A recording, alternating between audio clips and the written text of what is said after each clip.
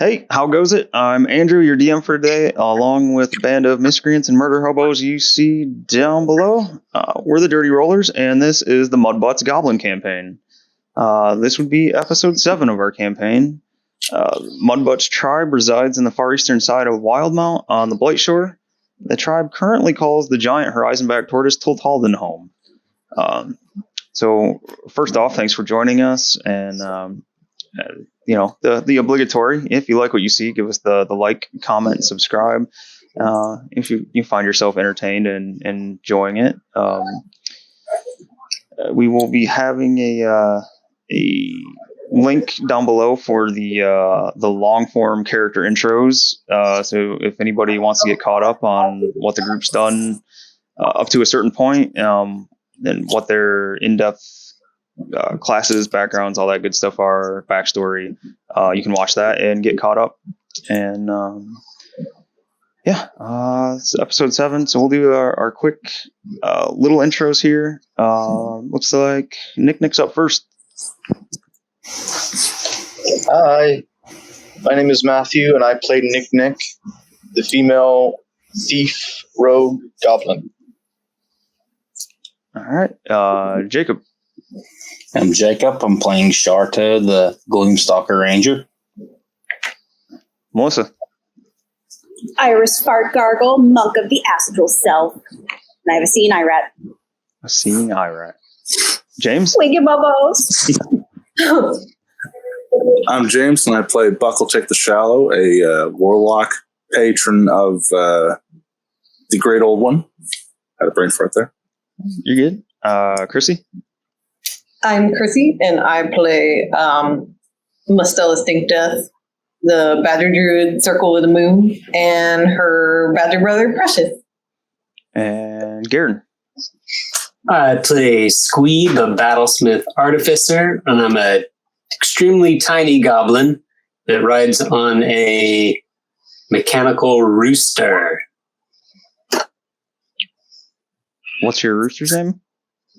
Baktak. He's my buddy. Yeah, and he's more of a kind of a reanimated skeleton of a rooster. Not full Metal. Let's see.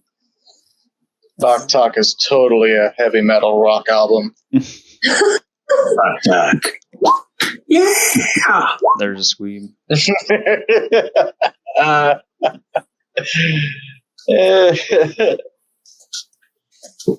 Excellent. All right, James, and give us a little rundown on what happened last time. Last time in Mudbutts.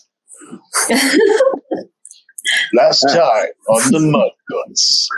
After making ourselves known to the mining goblins that we are the new bosses, and temporarily dealing with a pest infestation and murdering 2 hobgoblins, Nick noticed red crystals and noticed that they were edible, and Bucklecheck decided to try some out like a Jolly Rancher.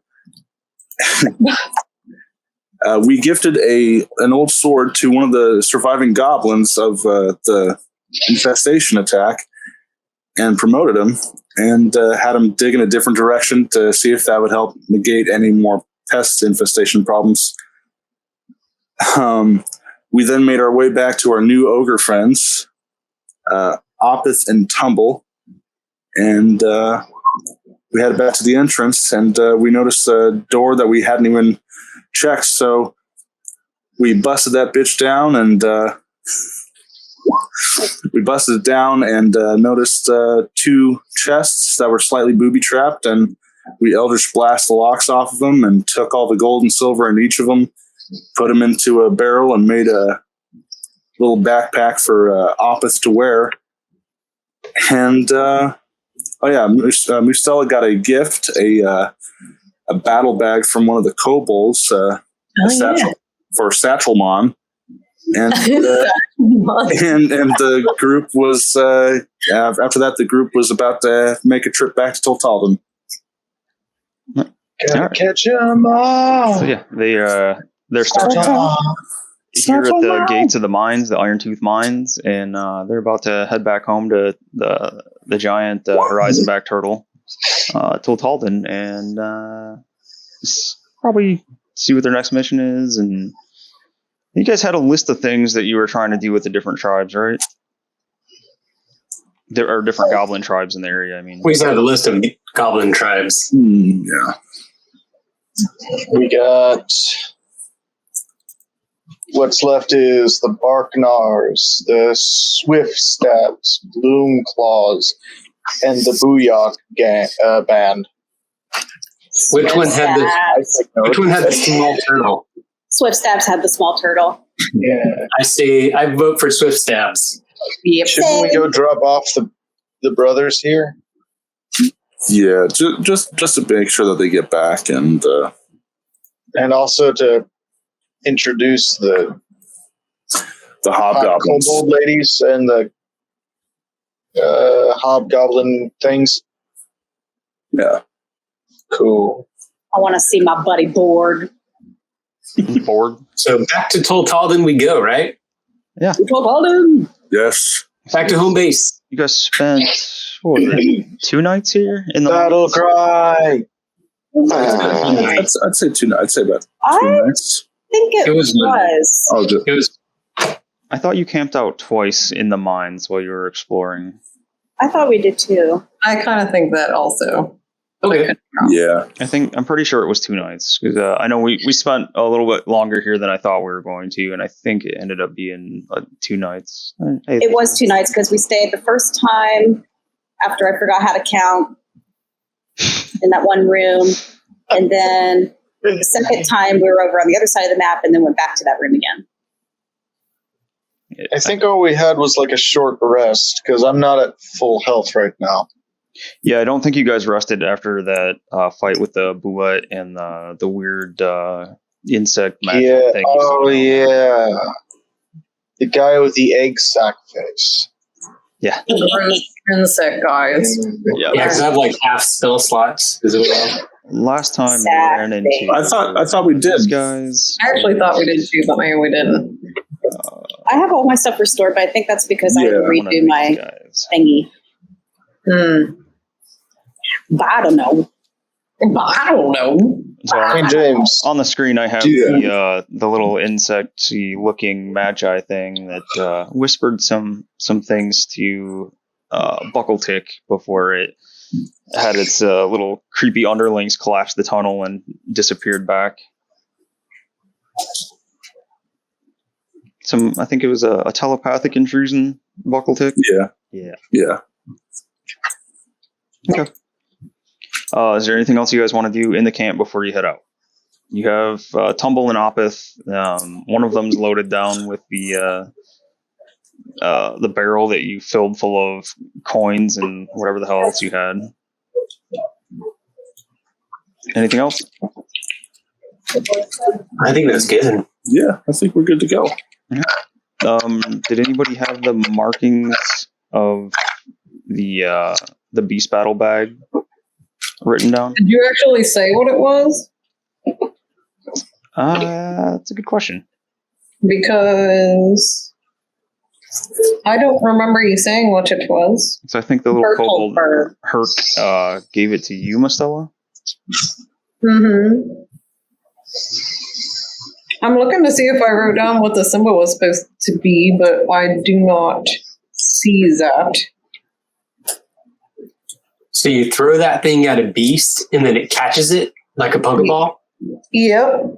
So I And then put the rules and you can or like what you can actually catch with it. So I'll say it outright, and then I'll tell you or put it in the chat so you guys can have it. So you can catch a small or tiny beast, aberration, plant, or monstrosity, I believe. A plant? Yep.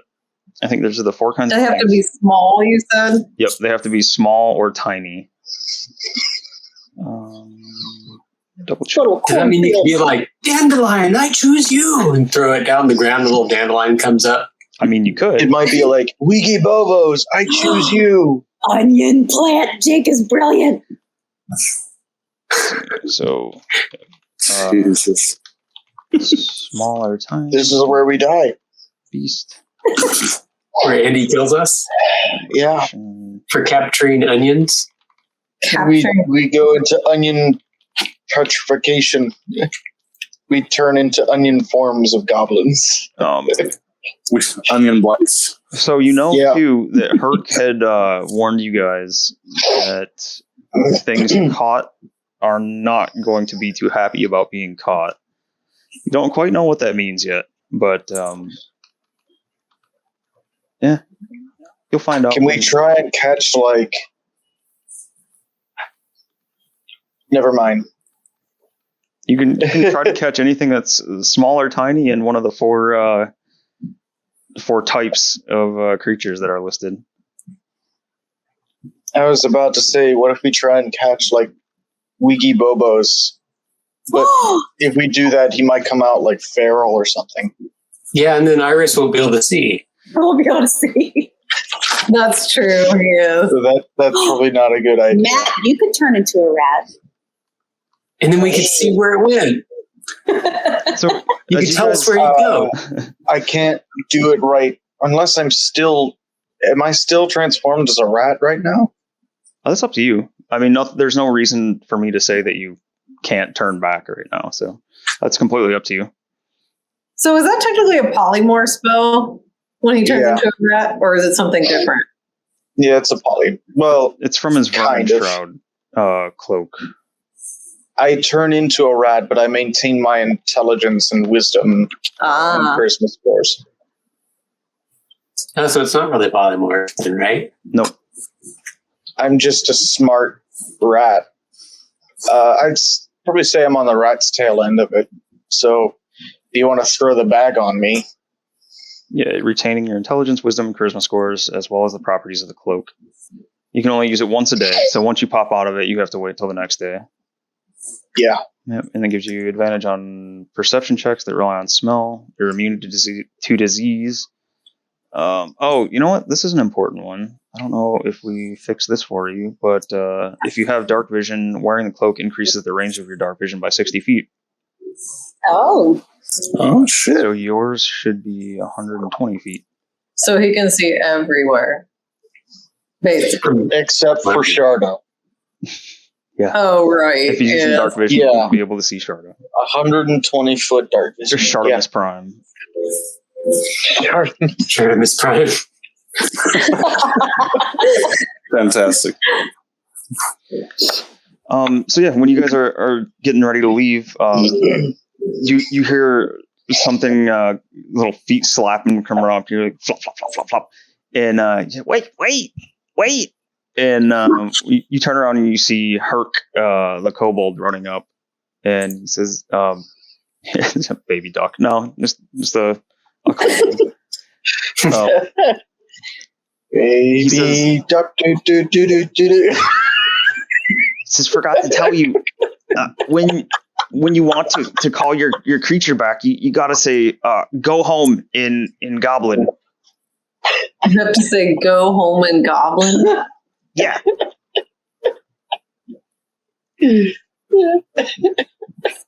So it goes back into the bag when you say that? Or it, like you release it? He said, sometimes. It's at the times it doesn't. Just look out and be ready. It sounds like fun. So yeah, this is the spot too where I completely forget which voice I've given Herc since it's been a while, and it's probably got a different voice every time I've voiced him. So yeah. This is where we learn that he has multiple personalities. No, just one, just different voices. Depends on the day. And take all right. Good luck. And then he walks away back to whatever he was doing back in the camp. hi, baby duck. Do, do, do, do, do, do, do, So, do, do, do, do, do, do. If you guys set out, you know that Toltalden probably has moved, so you know where it was before when you left. Not so sure exactly where it's going to be or if it'll still be there. So you can, if you would want to head back in the direction that you remember it being. Follow me. I would think Squeeb would probably have the best idea where it would be. Or Squeeb thinks that he would know better than anybody else. I mean, that's fitting for Squeeb. Yeah. Yeah. You spend the day, the first day out. It's pretty easy going. There's got the little trail that you came in on. It seems pretty quiet. Just actually the local the local wildlife is just everything seems normal and quiet. But we will. Let's see. Do you think we should kill a deer or two on the way home just so Opeth and Tumble don't eat us? Yeah, so they're coming along behind, and they seem like really big children. Like they're kind of real short attention spans, and as they're walking, they'll give each other a big like punch in the shoulder or a slap on the back. A couple times you might have to like rein them in and get them to settle down and keep marching on. But do realize like as the day is going on, like they seem to be more fidgety, and you hear Opeth towards probably the second half of the day. Opeth says, "When we eat, Opeth hungry." Well, let me take a look. Is there any signs of life anywhere other than us? I mean, easily enough, you can see birds aplenty. You've probably seen rabbits and squirrels, that sort of thing. If you're looking for anything else, you'll have to do either a nature or perception check to find something. Edible plants. May I help? Yeah, you can help. Edible plants. This is Iris looking. Yeah. Make a nature check, Iris. I wonder if I should be making it. Well, my nature not as high. Mine's bad. Mine's not that great either, surprisingly. 8. The druid with a low nature score? I'm not really sure how that happened, but yeah, doesn't make any sense. I have survival, if that counts. I have high survival. So who would I be giving advantage to? Melissa. Well, I have no proficiency, so she'd be the best. I think I have a proficiency in all this. Melissa, did you roll with advantage? No. You have advantage because Nick was helping you.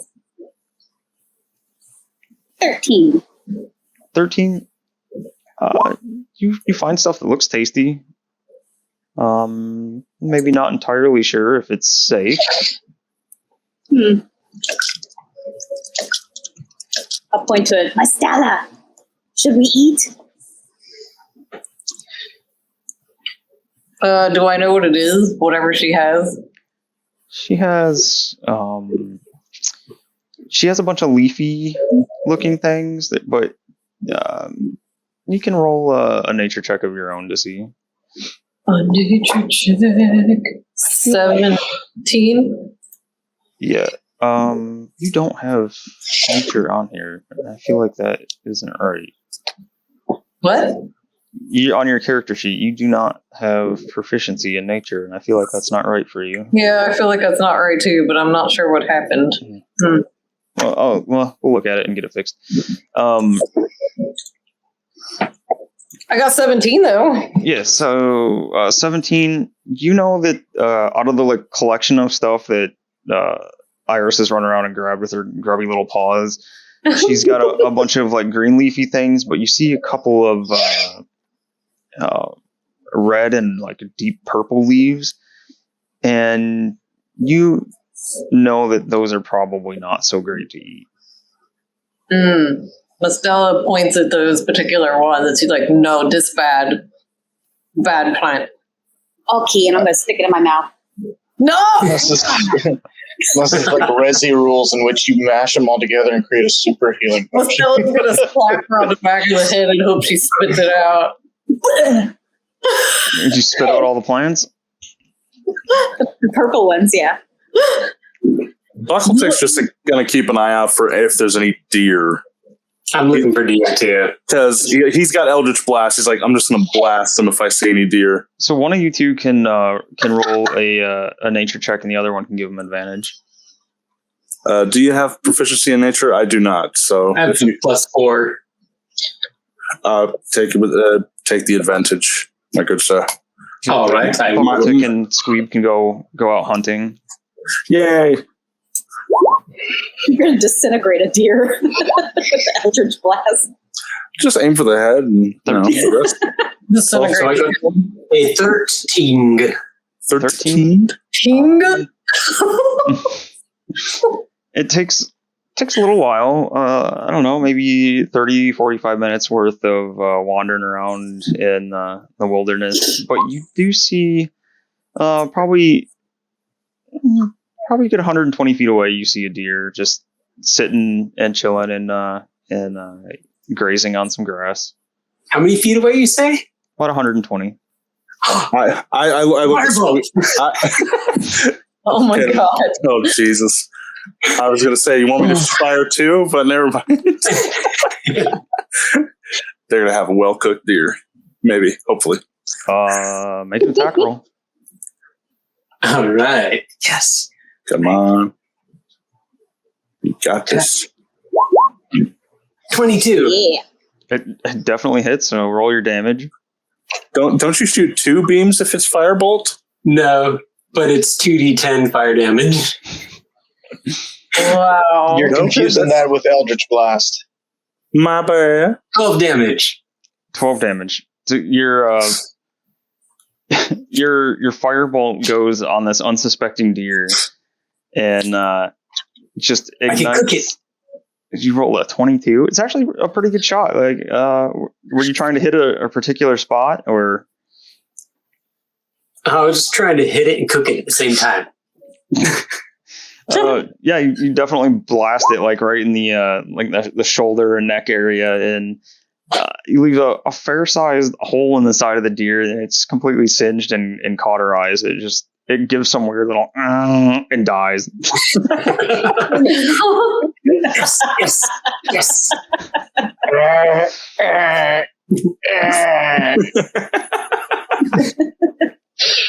That is a joke for like 2 people here. I wrote to the ogres and pointed the deer. Food for you. They're a little ways out. Like you and Oh, yeah. Buckletic went out hunting, so you'd have to drag it back for them, or cut it up and crap. drag it back. Oh, I'm definitely going to need help with that. Well, you, me, and Boktok, man. Let's do this. We have All right. the scores. Let's do this. We have the Yeah, power. doesn't, We are like the Boktok weakest, have, like, a weakest carry guys in the group. wait, doesn't Boktok have like something for carry weight? I don't think there's really anything in there, any stats for that. I have to look. I might be thinking of something else. I mean, you could He has a try to- strength. Oh yeah, his strength is better than mine. So I guess I'll use Boktok's strength over You can mine. try That's to- why I ride on him. drag it, or try to clean it and just bring back what you want. If there's any random campers, I'll take shots at them too and be like, well, I think they eat people too. No Random random campers, but campers. there is one little baby deer that's going to have a very successful movie. How far away is the baby deer? Buckletic's evil. We keep forgetting that. There's no baby deer or random campers. This isn't a Jason movie. If I see any sizable little animals like a fox or something like that, just let me know and I'll just take a pot shot. Yeah. If at all. But So what's the plan with your newly killed deer? I figure I'd just strap a rope around its legs and tie it onto Boktok and try to drag it. Okay. So you can you can tie it and pull it back. You'd probably be moving half speed with the deer being dragged along behind Boktok, since the deer's medium and Boktok is medium too, right? Yeah. So that'd be like 15 feet. Yep. So it took you about 30 to 45 minutes to go out and hunt down a deer. It'll take you about an hour and a half to get back. So it's about dusk now. It's starting to get a little bit dark.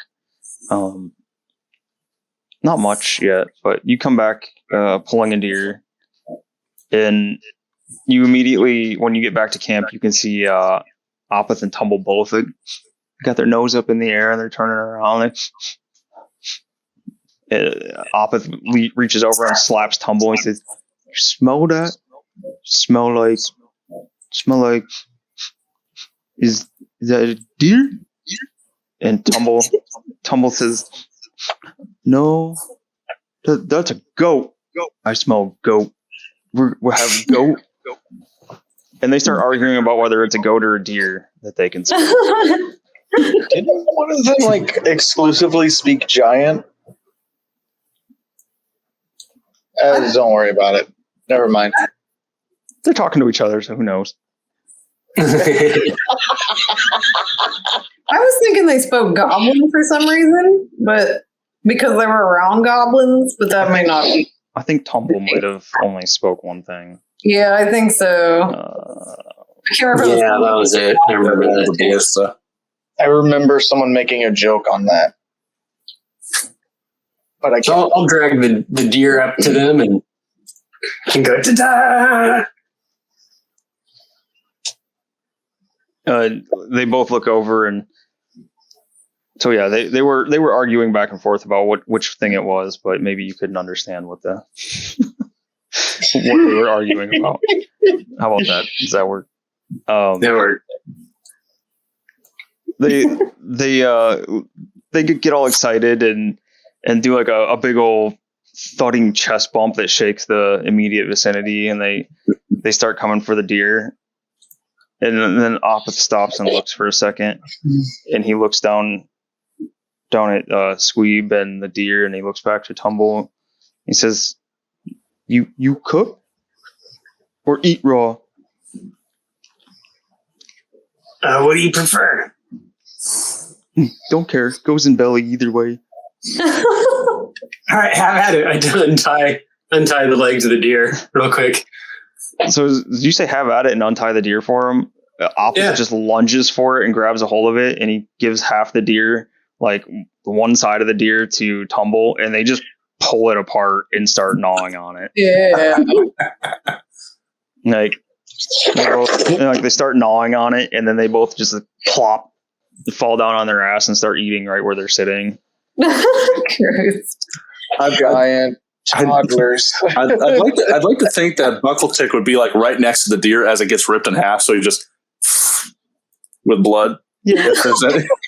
He just grabs a tree stump and does the whole pull the cord thing. Just. Are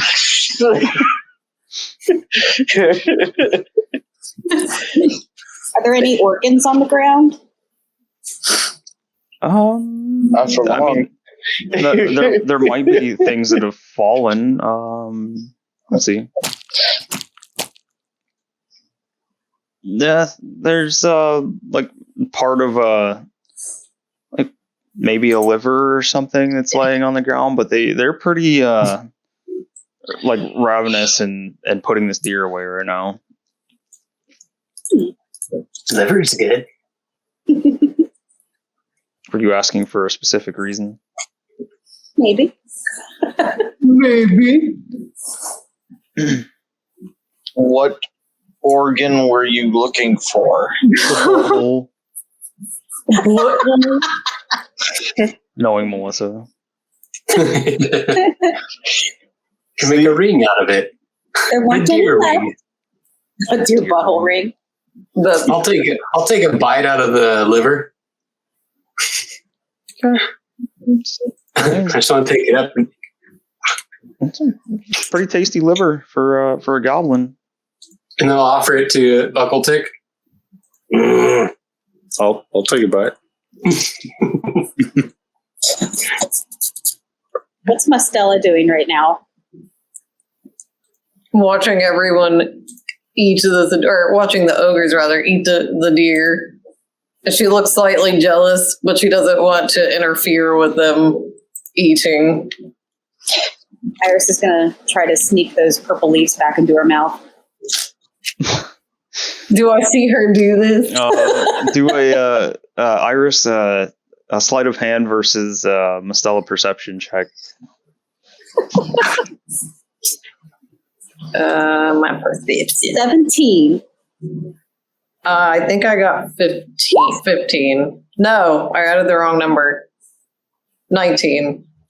Ah! Yeah, so you see Iris just like trying to be sneaky. She like kind of turns her body away from you and is trying to chew on the colored leaves that you told her not to. Mustela's gonna slap her again harder this time. No eat bad. She hit me so hard that a little fart squeaked out. I would just laugh if you had ducked and just slapped me in the face. With a whole, like, Three Stooges bit.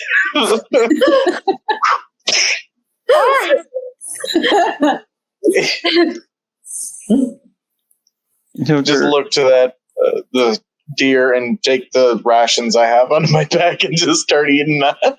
Yeah, I was going to say everybody does have their rations on them.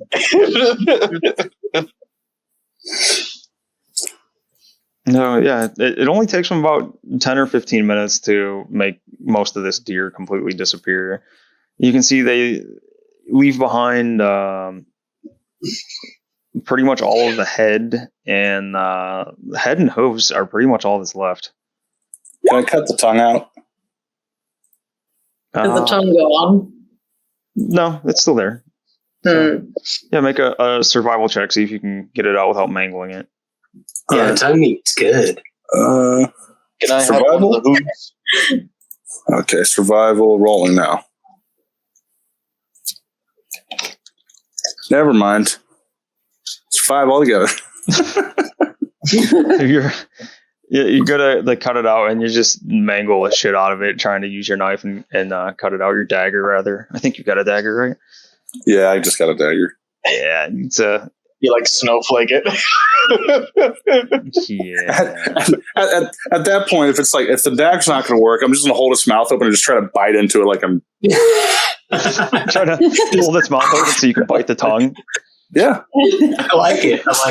All right. I mean, that's a Just going back to the old ways, man. Got to do this. I'm like scared grills and goblins right now. Yes. Get all the nutrients you can. I'm still chewing on that liver. Yeah.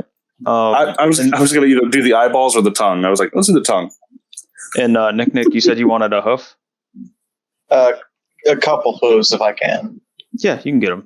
They just left them there, and nothing to try to expertly take off there. It's you got the hoof and probably 6 inches, 8 inches of leg attached to it down at the bottom.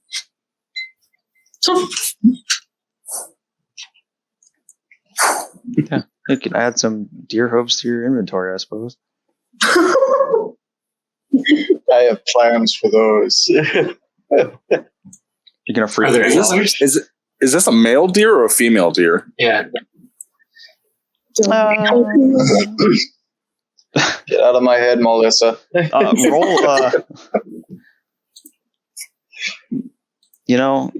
I'm only asking just about horns, is what I mean. Sorry. Well, there was no horns on it. Yours. Okay, no horns. Okay, never mind. No antlers.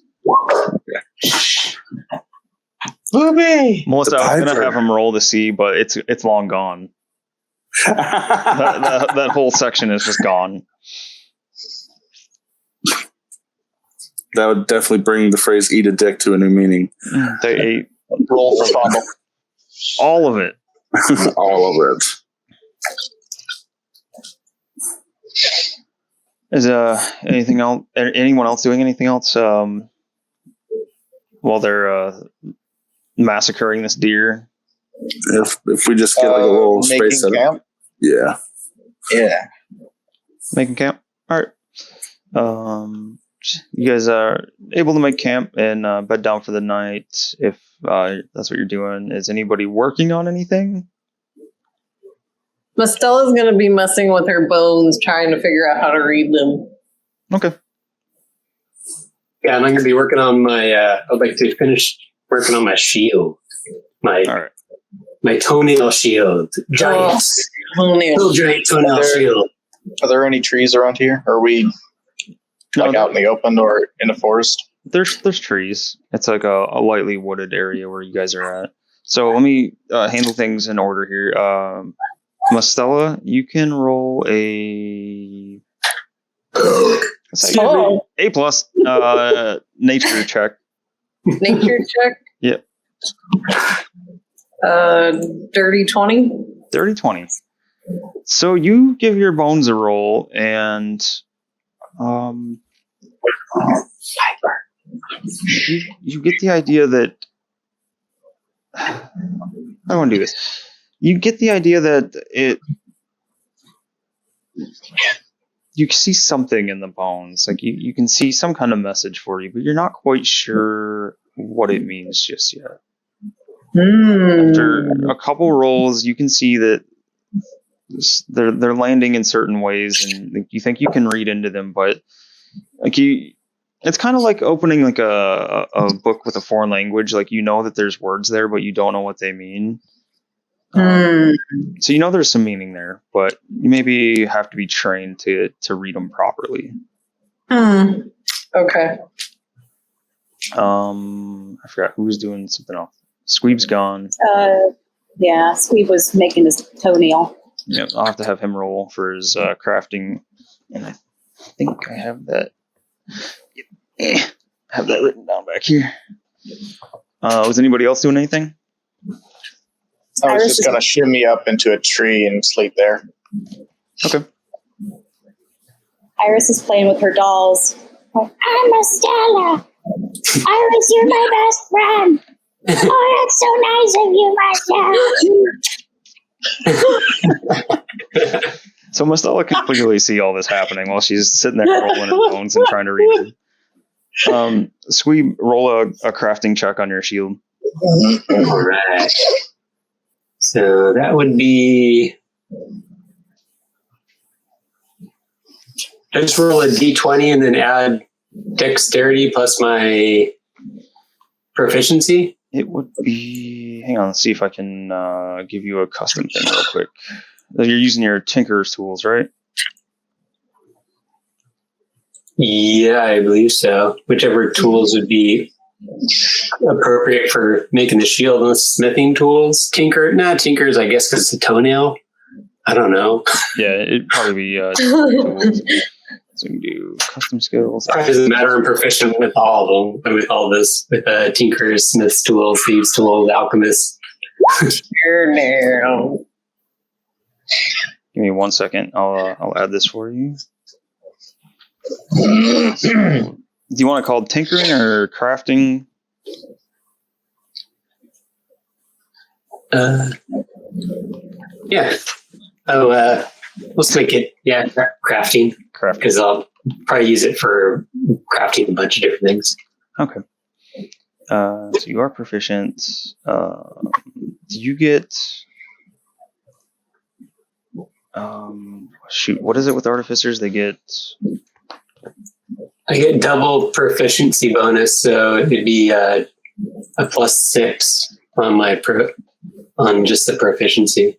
Double proficiency. Bonus. So it's actually expertise then, right? Yeah, I guess so. Is that level 6? Yeah. Expertise, bro. Yeah, it's a little. It was either level 5 or level 6. I can't remember. Doubled for any ability check you make that uses your proficiency with a tool. So yeah, that's it. That would be expertise. And then we'll just put. Actually, I don't have to put anything in there because you know what that's for. All right. I love the smell of this toenail when you like shave it and bite the edges of it. Disgusting. It has that like powdered bone smell, like at the I just took a drink. nail place. Terrible. So go ahead and reload your character sheet and let me know if it shows up at the bottom of your skills list. Oh, we know character sheet. All right. B-Tech. Sorry about that. No, you're good. I died, didn't I? I don't know. I'll blaze. Yeah, you're playing a resurrected Buckle-Tech now. Cool. I was even more creepier. Squeaky. Showing up for you here. And where is it supposed to show up? At the bottom of the skills. Skills. All right. Skills.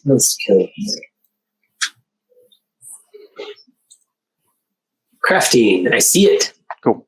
I will click it.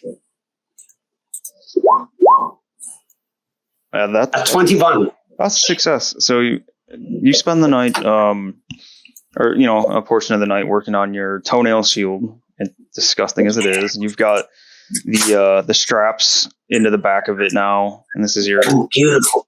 This is your client. Come on, my hill giant toenail.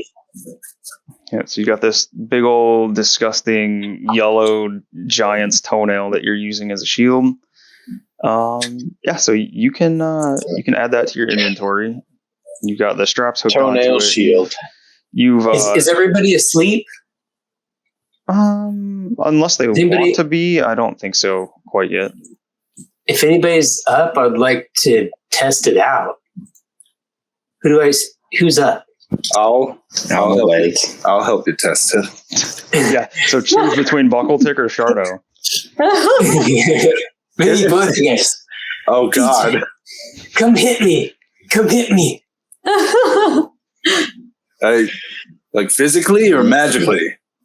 Physically. Okay. I'm gonna take out my dagger and I'm just slash at him. This limp noodle warlock arm. It's a dexterous. It's dexterous. Okay. Rolling to stab. What's your new armor class, Garen? 21 to hit. It's 18. What It shield? didn't change. Did you already have a shield? Yeah.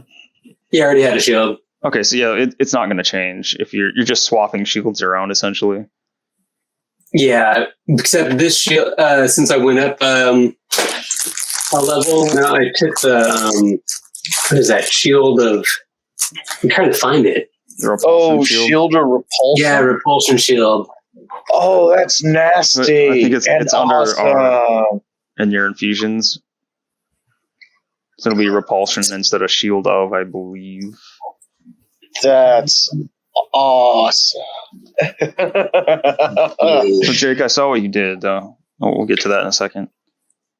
I rolled a 21 to hit. You definitely hit. With a stabby stab. I apologize. Oh, no, it's no problem. Garen, your shield should give you one more bonus to your armor class. But you'll have to do the infusion on it, I think. Yeah, I'm trying to find my shield. I thought I already did that before we did the game, but... Let's see. I might be able to help you out with it. Shield. Yep, I got it on there. Let's see. Shield. Warning.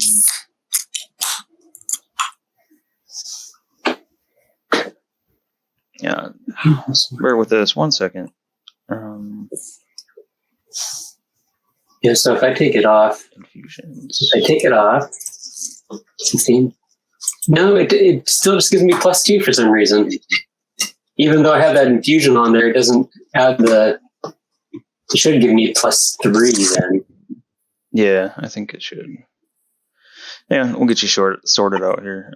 Yeah, I'll just pretend my armor class is 19 right now. And then, how much damage do I take, Buckle-Tick? Okay. Let me roll that. D4 plus your dex. Yeah. Rolling now. You take 7 slashing. My bad. Sorry, that usually doesn't work. And then my reaction immediately after that hit. Oh boy. my toenail just like I don't know what it does. I guess it would crackle and light to up. a giant's foot and kicks him right in the face. And it sends a blast back at you. And let's see, how does that do? After being hit, a melee attack, shield charges and pushes the attacker up to 15 feet away. So you get pushed 15 feet away. That was fun. Let's do it again.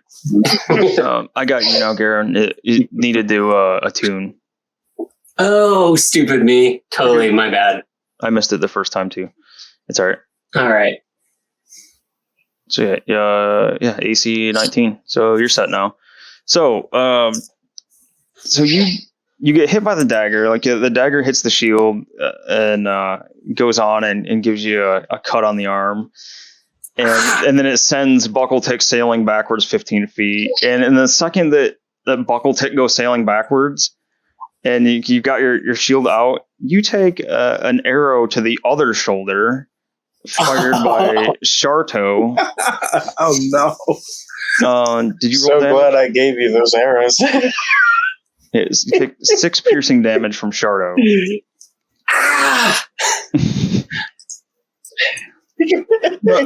At least he didn't do sharpshooter, and just oh god. Do I see where the attack? Mark him sharpshooter sneak attack. Oh, you can see him. It's not dark enough for his shit to kick in yet. What's that for? I didn't say you hit me. I think you did ask though. You did. Like, who's awake? Hit me. That's good. That's good. That's good. Okay. So he shot through my 19 armor class as well. He had a 22. Oh damn! All right. I guess my shield didn't do very good. I mean, maybe you're just not used to it yet. I mean, it's not a shield that you're used to using. It's a different shape, it's a different heft, and it smells awful, being a toenail and all. Yeah, it's slippery with toe jam. Yeah. That's true. At least I got to blast Buckle Tick back. That's cool. You just got that awful, athletic toenail smell there built into it. I like it. It's a little off-putting. Maybe you don't want to hold it so close to yourself. No, it smells good. Yeah. Squeeb loves that smell. Right. It's like freshly cut toenails. You want to try again? It has to be melee attack, not arrows. Additional 6 arrows fly at you. Yeah, no arrows. Let's try it again without arrows. Or magical. And I'm all game. You want to come at me with a dagger? No. Scimitar? Scimitar? I do have 2 scimitars.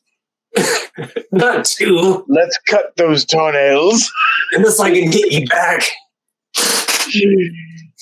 I'm good. Okay. Does Nick have hair to braid? She's got like a really short pixie cut. Oh. That would be amusing. Oh. All right. Let's see. Squeeb's got his shield now, and his infusion. Not only has his crafting skills they've worked properly, but his infusion seems to work properly as well. So yeah, you now have your shield infused with the repulsion property. Let's see. Mustela had tried to read her bones. Buckletick's taken a free 15-foot sail through the air after bouncing his dagger off the new toenail shield. Buckletick's kind of proud. He's like, wow, I never really hit with knives before, so yay me. Actually, does Squeeb... Yeah, Squeeb does have his toenail shield in his art already, doesn't he? A blast from a toenail shield, like a massive fart, propels you 15 feet away. It makes that almost like sends that blast of disgusting toenail odor like out in front of you too, and Buckletick's weight. All right. Go ahead. No, it was just something stupid. Sorry. Does anybody have anything else they want to do tonight? I think once or twice I'd probably stare into the fire and just kind of alter the color to that eerie green once or twice, just being like thinking, is he going to talk to me again or notice me, Like senpai? Like the needy girlfriend, just like, so when is he gonna call me again? God. Pretty much. So roll just a wisdom check. Buckle tip. A wisdom check. Okay. Oh boy. Said patron. All right. No, I love your brain sometimes. All right. Wisdom check. Oh, that was so close. Nope. I'm not sure. As far as you can tell, for right now, it just seems to talk to you just randomly. You do remember the thing in the tunnel saying something to you, but that's about it. It was just a quick, I believe all he said was not yet, or it's not your time yet. So one of the two. Buckle-Tick will talk to the group for a second and just say, you remember the hive the floating hive that we attacked?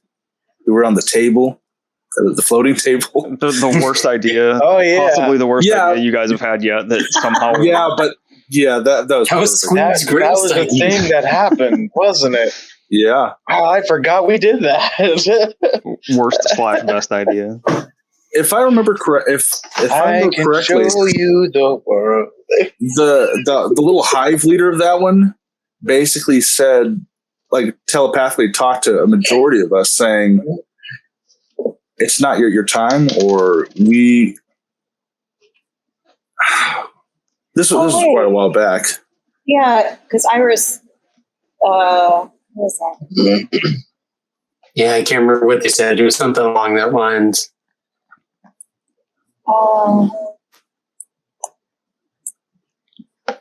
Well, anyway, Buckle-Tick will bring that up, but he'll also say that one creature in the cave, the one that stepped out and said something to me mentally, and it was basically the same thing. So, Oh, do you think? so they're connected? Like, do you think a whole continent has an entire swarm beneath it that we don't know about? Oh, this doesn't sound good. A world on top of a world wouldn't be too insane. Oh, we should probably notify the king. And maybe those hobgoblins that we met.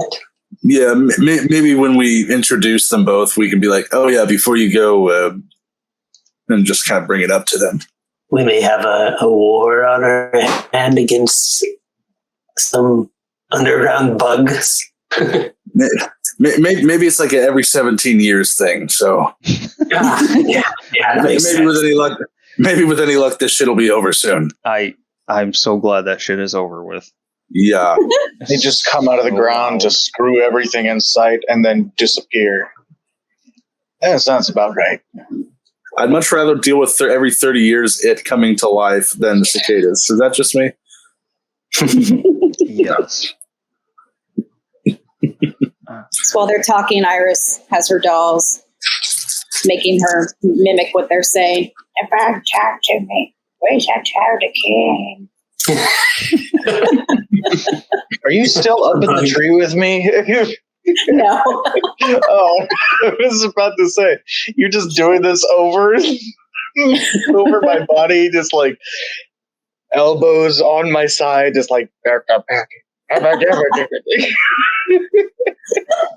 like that idea better.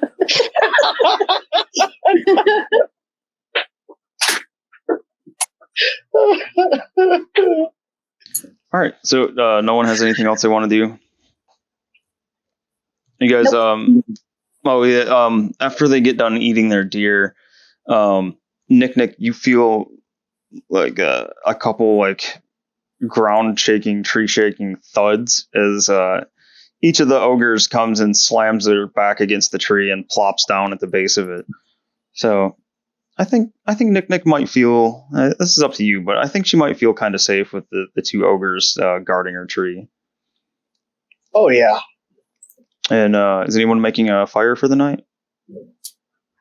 I could help. Outside. Yes, there probably is, like, because I did say I was just changes the color of the fire. Yeah. Oh, my bad. Oh yeah. We'd set camp. Sorry. So you guys. I'm moving outside to firelight. Okay. Invisible dickhead. Short man. Dickhead. Invisible dickhead Shardo. Short man.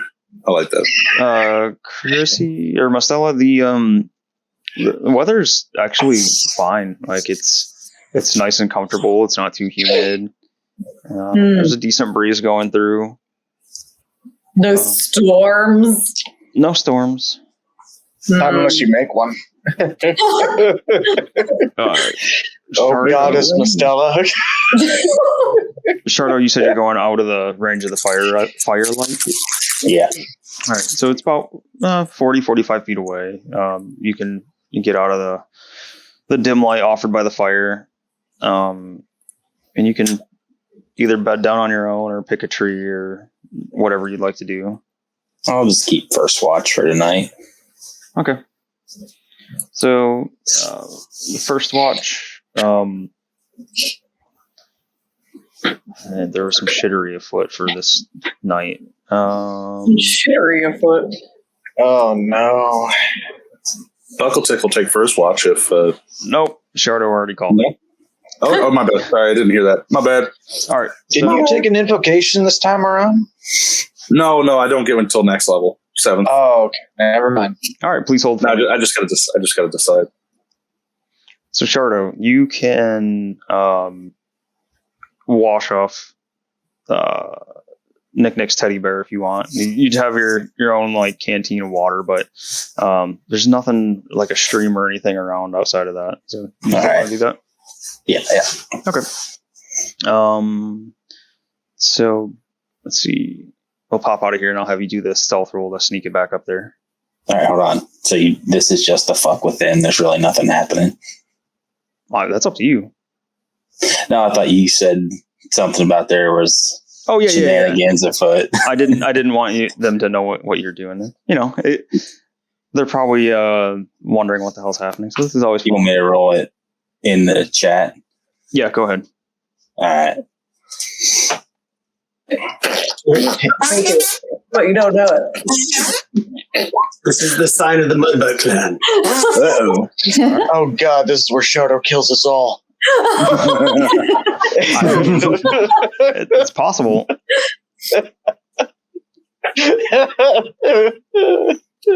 It's a sweet release of death now. Give me 1 second. I have to find something on your guys'.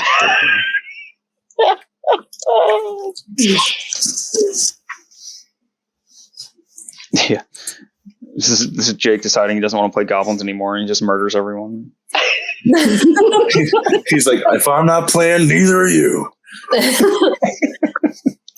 is awesome. Let's see. Joke's on you. He took a level in Warlock.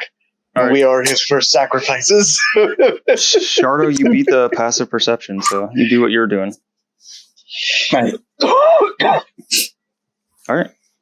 So the next day, or no, actually, we got to do the part of your watch, Shardo. Next watch. No, perception on your watch, Shardo.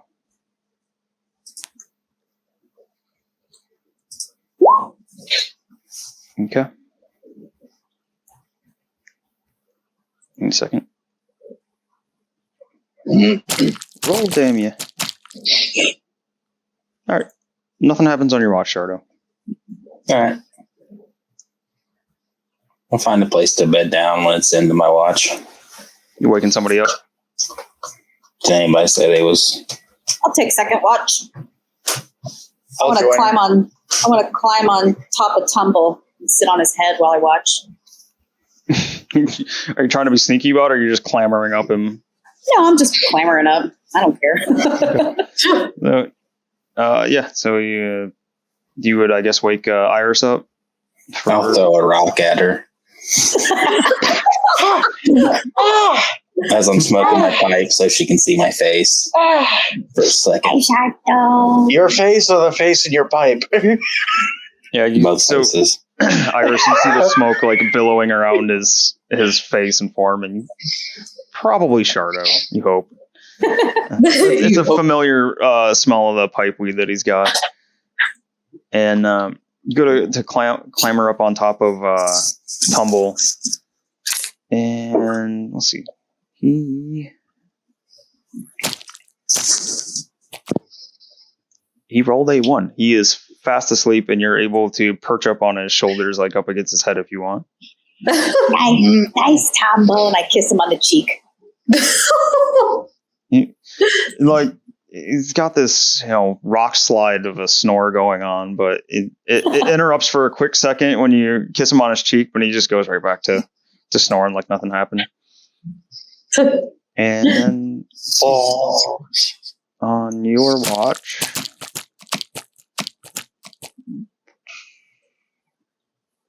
nothing happens. The shittery afoot doesn't seem to be too much shittery. So either that or they're sneaky. Doing 2 watches or 3 for the night? I'll take the third one. Okay. I'll go over and wake Buckle Tick. I'll pinch his ear to Buckle Tick.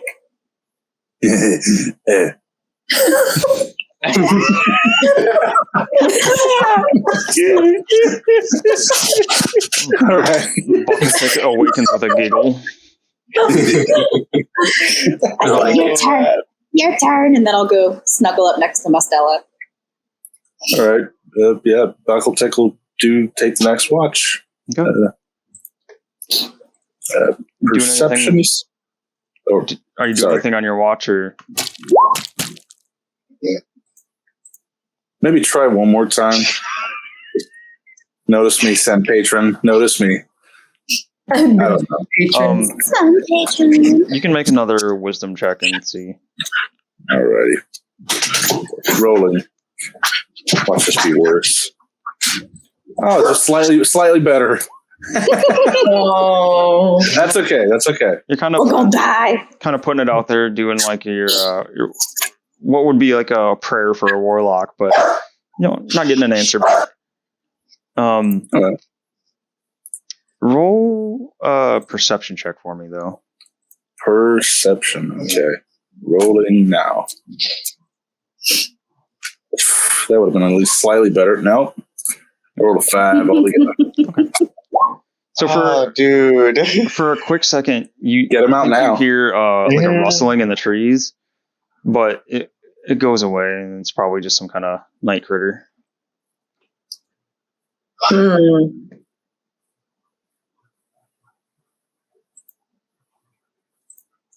All right. So you guys wake up the next day, and Nick,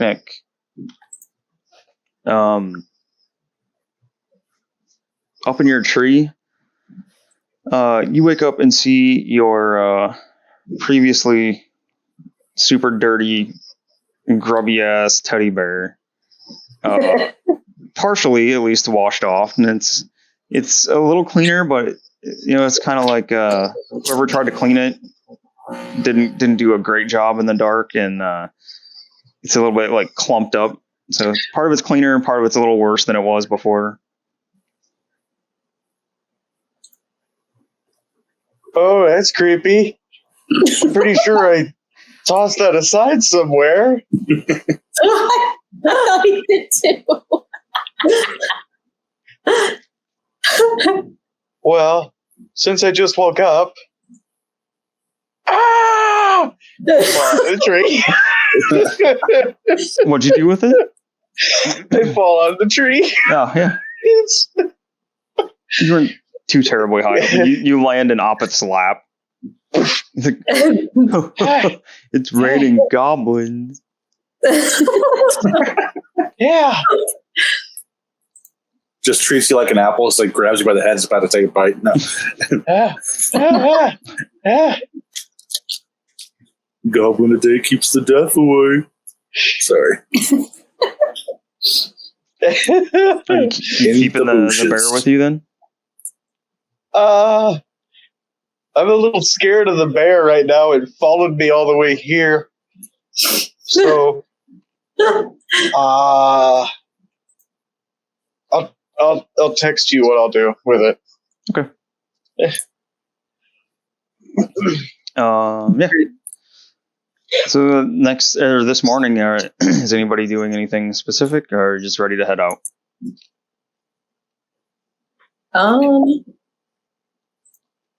Probably ready to head out, I guess, unless somebody else wants to do something. I think heading out's good. I'm ready. All right. So you guys, get your breakfast and do your whatever morning routines each of you have. Nick's heart stops pounding and she calms down a little bit. All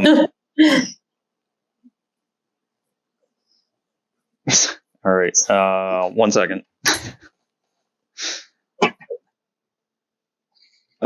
Nick. Need you Yes. to make a sleight of hand check.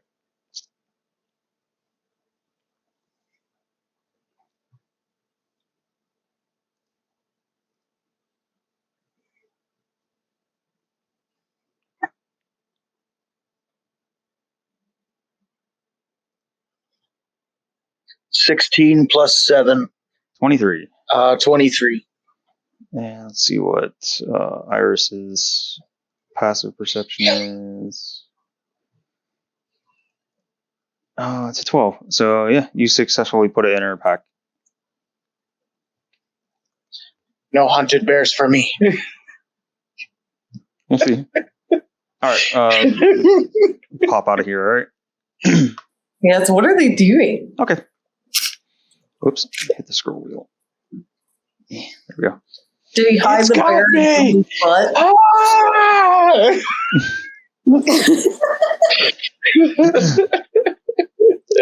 All Is right. that What? Is that what Nick's saying? No. Okay. That's what Matthew's saying. So anyway, I saw Eldritch blasting. Just blasting everywhere. Garrett's still going. Yeah. Then we'll do. I'm gonna pause this for one quick second. We're back. Evil. We're going. We're good. All right. So yeah, it's the next morning after your guys' first rest on the trip back to Toltalden. So you just heading out, just setting out for the day. Continue to head out. All right. You make sure everybody's had a long rest, so make sure you have HP back, spell slots back, all that good stuff. Everything. Sweet, I get all of my spell slots back. It's almost. I got this arrow out of my arm. Shardo arrow. It's a normal thing. Normally I'm pulling them out of my ass. It's not quite normal. I think at some point we're all going to be pulling Sharto arrows out of some part of our bodies. Mm-hmm. Oh God, Shardo arrows. Sharto arrows. All right. All I could think of is like, you fart so hard, and an arrow shoots on you. The brown arrows. Deadly brown arrow.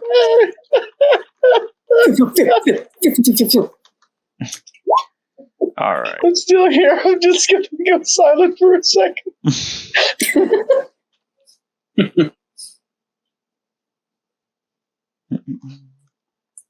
1 second. Oh no! Sorry. Oh no! Oh no, Piper, why are you looking at me like that? Piper! She's like, I shit on It's the a Piper! floor. Hi, Piper! All right. You know what? I like fucking with Nick today. So Nick, roll a d20 for me. Oh no. I like fucking D20? picnic today. We'll Okay. just start with Nick. We'll see what happens. 9. Okay. So the first part of your day, it goes good. It's a little cooler, but it's still nice and clear. Clear, sunny, cool. You still have a nice breeze going. Yeah, all through the morning into just afternoon. Pretty much just see like more of the same from yesterday. It's just like local flora and fauna and nothing monstrous. You don't see any other goblins or orcs or nothing bad. So the go this any more purple plants. I don't know. Roll perception. Are you trying to find them? Yeah. Oh my god. Yeah. Yeah. 13. Purple plants. Yeah. Oh, yeah. You find some more purple plants growing. Do not eat. Do not. Miss Callahan, I just put them in my pocket. I put them in my pocket. Do not eat those. Oh, Miss Callahan. No eat. I put my doll in my mouth. That's fine. So you essentially have 2 toddler for ogres and then like a toddler iris, like a toddler monk. For the second part of the day, let's see. 1, 2, 3, 4, 5.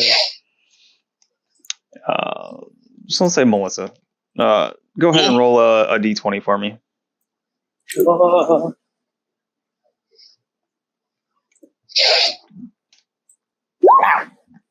Huh? First turn. Keep on walking and Dinosaur. everything's still good. Starts getting later in the day here. Not quite dusk yet, but this time Chrissy can roll a d20. Just a straight up D20? Yep. 16? 16. Roll a perception check for me then. Deception. 13? 13. So as you guys are walking, Stella, you first catch a brief whiff of something, and then you hear like a quick shuffle in the trees a little ways back, like from where you passed. And so you can make one of your smell checks, because I feel like that's how Stella usually tries to see. Yeah. Acting like her badger self. That's perception technically, isn't it? 14. 14? So it smells to you like maybe a goblin. Doesn't smell like any of like you guys, but maybe got a goblin-y BO and grunge about it. Ew. But right as you're like thinking about that, you hear a commotion off in the distance to the side, and Garrow, I want you to roll a D100 for me. D100. That's a big one. Oh. That's always scary. Actually, This is going to be the we'll do number this twice. of arrows coming at us. Oh god. No. Yeah, the sky suddenly darkens. That's got to be intimidating to think about, though. Jeez. Quick, under the toenail shield. Beneath the ogre folds. Come on. You find I rolled it, but it didn't pop up, and I got a 13. 13? Okay, then roll it one more time. Okay.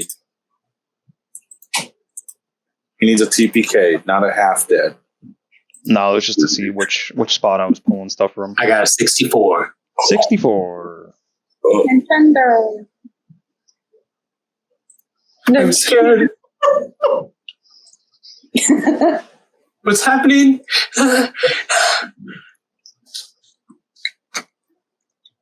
All right. It was then they realized More they dice rolls for you. Then. messed up. Roll any dice, doesn't matter. Tell me odds or evens. All right. Any dice. Be even. Even? All right. And finally roll 2d4. 2d4. What is rolling? Still be up there. rolling. Through the crowds we're rolling. I think we can only do like less than 10 seconds of any song. 7. Ouch. Okay. I don't Why did like you that. say ouch? I don't like that. Why ouch? Why? No.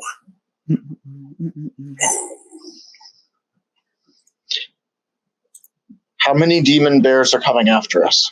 Please hold. No, I picked the wrong week to quit drinking.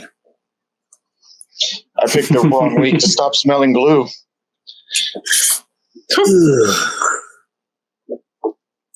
That's an old movie. It looks like I quit looks like I picked the wrong week to quit methamphetamines. No, amphetamines. Sorry. It's the movie, okay? Not me. I didn't. It's okay, James. I have more Tide Pods. All the time. I have ferrets. Aww. Do you So ferrets like have toys? They do. She has the best ferret voice. Regular ferret toys. Nothing weird.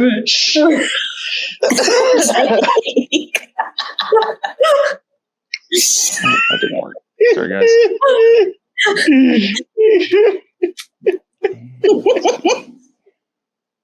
It's a picture of Melissa with one of the ferret toys holding it. My God. Oh my god, it's so hot. Oh, it's stupid. Does it not cool down in there? No, I'm dying. I'm not gonna make it. It takes a stupidly long time for it to cool down in there because it's so much room. So, Mhm. how are your cats living in there then? Like, do they get too hot? They're dead. This is not expect that, It doesn't get hotter than 80 in there.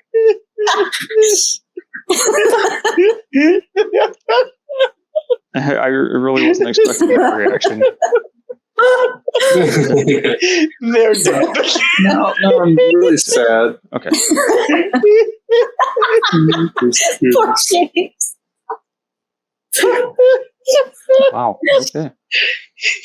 No, I'm just imagining like Bear on the table, just all four feet stuck up in the air. This big fat belly is just like Break.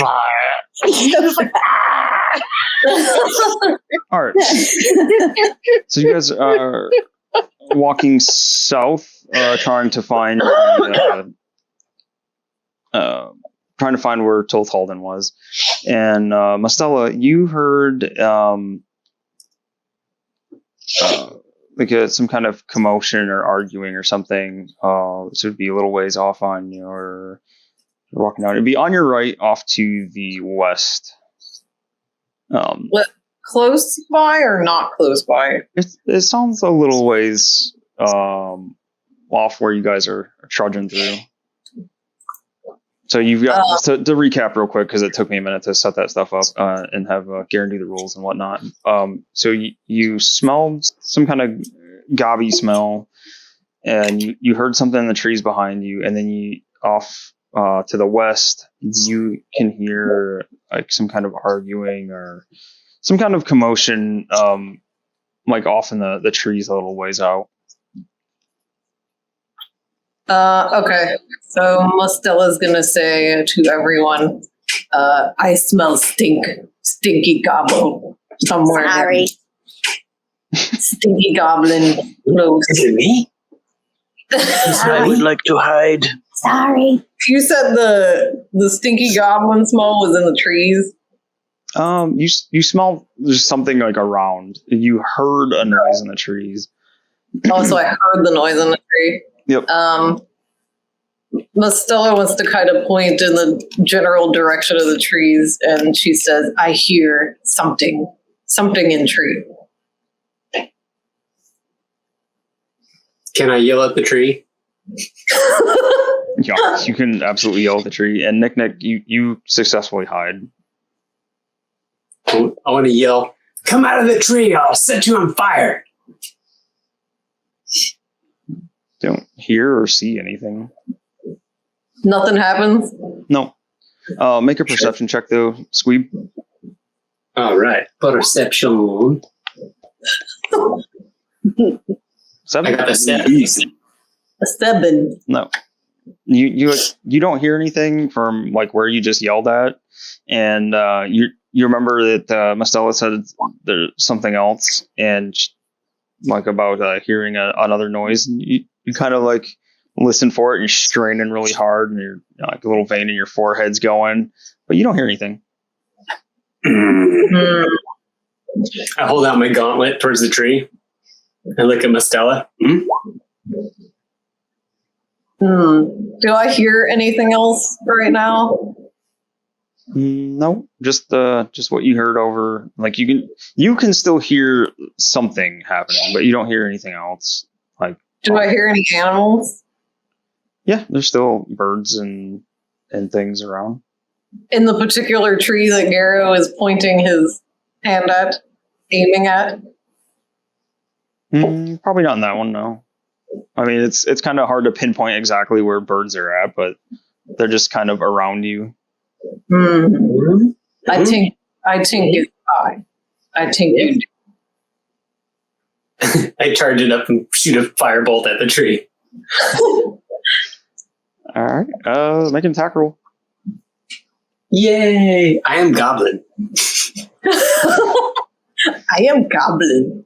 Yes, you are goblin. Very good. You're a roar. Pat. 23. Wow. Yeah, you smoke the tree. Oh man! You send your firebolt straight through the branches in the tree, and you either hits a thick limb or you hit the trunk. Some leaves are smoldering after the fireball goes through, but congratulations, you hit a tree. I hit tree. So there's no other noises or anything from that other than the tree itself? Nope, just the sound of the tree. Does Precious smell anything? Does Precious have his own stats? Yeah, he has keen smell and all that. Okay, he can roll the keen smell. Keen smell. Let's see if this works. Did that work? It popped up the description. Oh, it didn't do the roll. Nope. I thought it would do the roll. I would just roll it. I think it has to have the dice symbol next to it. Or number. Right. I see what you mean. Oh, does he? I think my thing isn't showing me all this stuff. Maybe he don't. Oh, he has passive perception, but I don't see a. I thought he had an actual perception, but maybe he doesn't. 1 second. I'll look. Is Thought he did. just a regular badger? Yeah. He does not. Maybe he don't then. No, he just gets advantage on it. Okay. Wait, so he gets advantage on wisdom perception checks. So you just do like a wisdom check then? Yeah, so you would add his wisdom modifier to your roll. Okay, so he got a dirty 20. Dirty 20? It definitely seems like he smells something. Is he smelling toward the tree that Gary burnt or somewhere else? He's like swinging his nose around like back and forth, just back from where you came. So we might be being followed? Maybe. Stella will just say, precious smell something behind. Not know what. Something. Iris is going to smell the tree too. From a distance, or does Iris run up and put her nose to the tree? She's going to put her nose to the tree. So, I mean, it smells like a tree. Like you are for certain like that's a tree. Stella, you're right. It smells like a tree.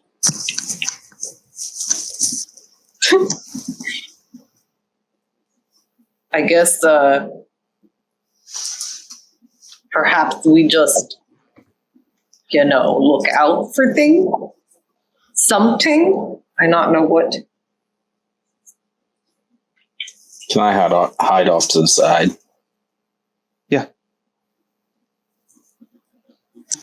So Nick and Shardo are both hiding. Are there any burbs nearby? Yeah, there's plenty just flitting about, going in and out of the trees.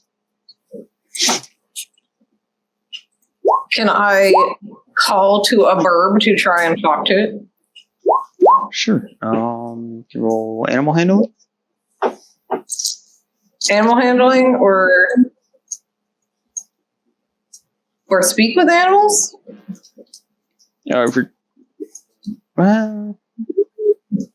What's speak with animals say specifically? You gain the ability to comprehend and verbally communicate with beasts for the duration, which is like 10 minutes. The knowledge and awareness of many beasts is limited by their intelligence, but at minimum, beasts can give you information about nearby locations, monsters, including whatever they can perceive or have perceived within the day. I like verbulate. That's a good one. But yeah, when you first started talking. Oh, when I mispronounced something. Yeah, I like verbulate. I wish that was an actual word. Right. But yeah. So you can talk to one of the birds that are around. Miss Stella says to the bird, what sounds like to everybody else a bunch of strange whistling and strange bird noises. But she wants to say to the bird, have you seen any goblins nearby? I double check something.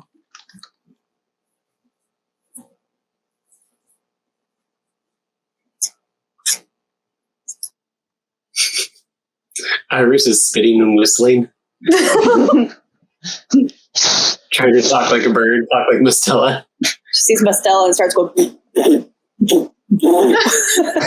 So, it answers back kind of confused, but it just says yes, it's seen goblins. I want to ask the bird where it saw them last, where it last saw goblins nearby. It's going to point at you. Yeah, it does like a couple like whistles and things, and it just kind of, you get a sense of puzzlement back, but it says like you can kind of see it turn its head to take in the whole group that it can see, and you get that it's talking about you guys. Oh, I mean, besides us, what other goblins have you seen?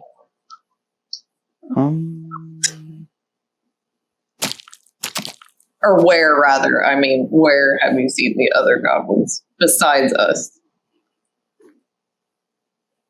It says it's seen some around, but not very frequently here. Okay. So it has not. Has it seen them very recently? Other goblins besides us? Oh, yeah. We'll roll again.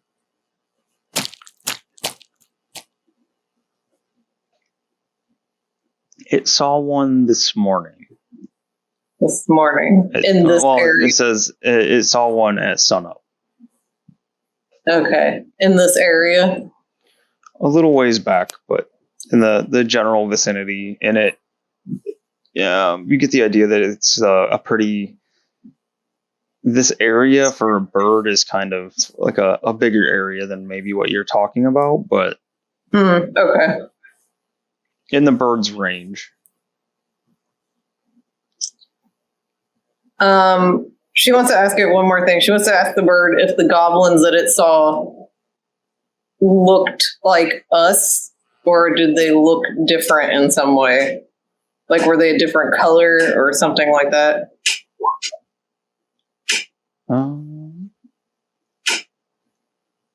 Let's see what it saw.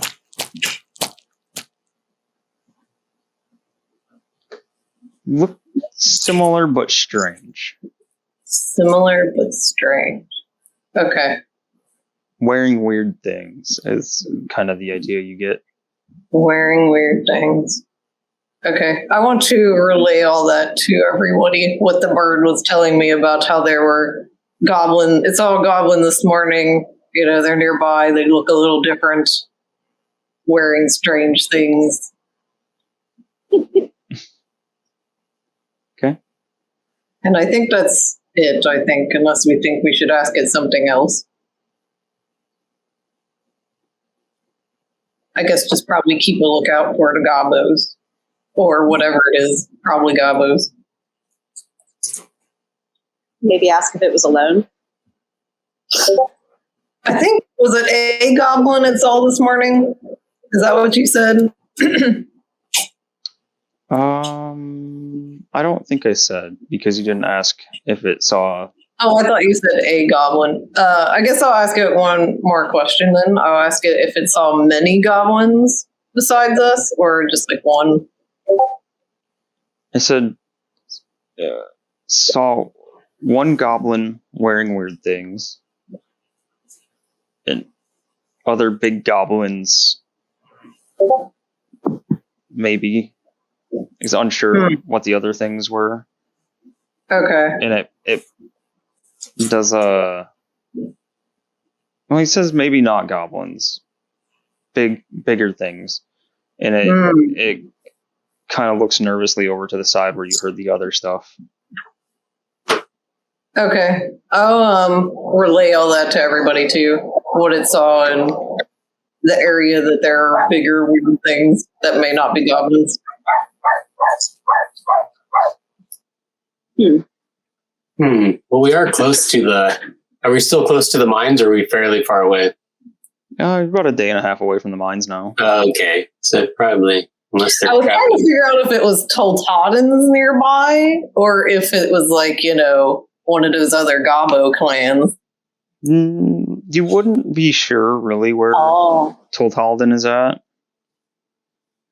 because you're walking trying to find it, and you're not sure if it was going to stay and wait for you, or I think you guys spent 3 days total at the mines. You slept there twice and had 3 days at the mines, plus walking time to it and walking time to get back.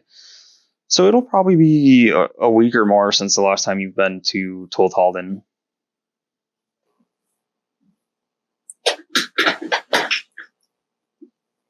Do I see any tracks or anything that might look like Toltalden? I mean, you can roll, if you're looking for Toltalden tracks, you can roll survival at advantage. Okay.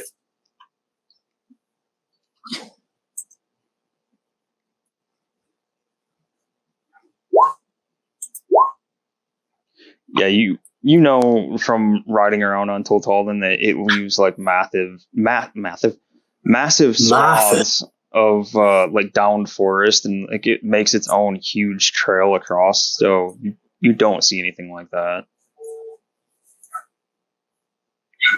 Like it knocks trees down and pushes vegetation over and just tramples shit when it goes through.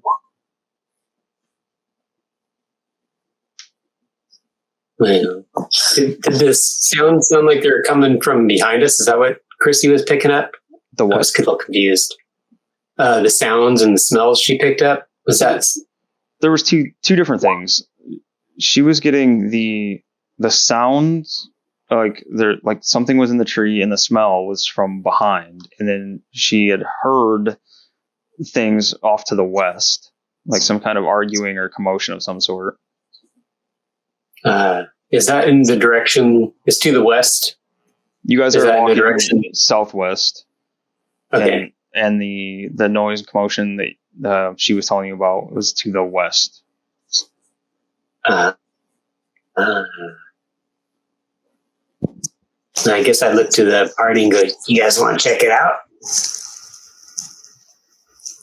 Yeah. And I pull out my purple plant like a baton and say, "This way." You're holding out your purple plant like a baton? Is that what you said? Yeah. It's just like a handful of like loose leaves. like dandelion greens, but they're like purple and reddish. Oh God! Is it like poison oak or something? Probably. I make my punches good. Dick move, and Monk, they just wraps poison on their knuckles.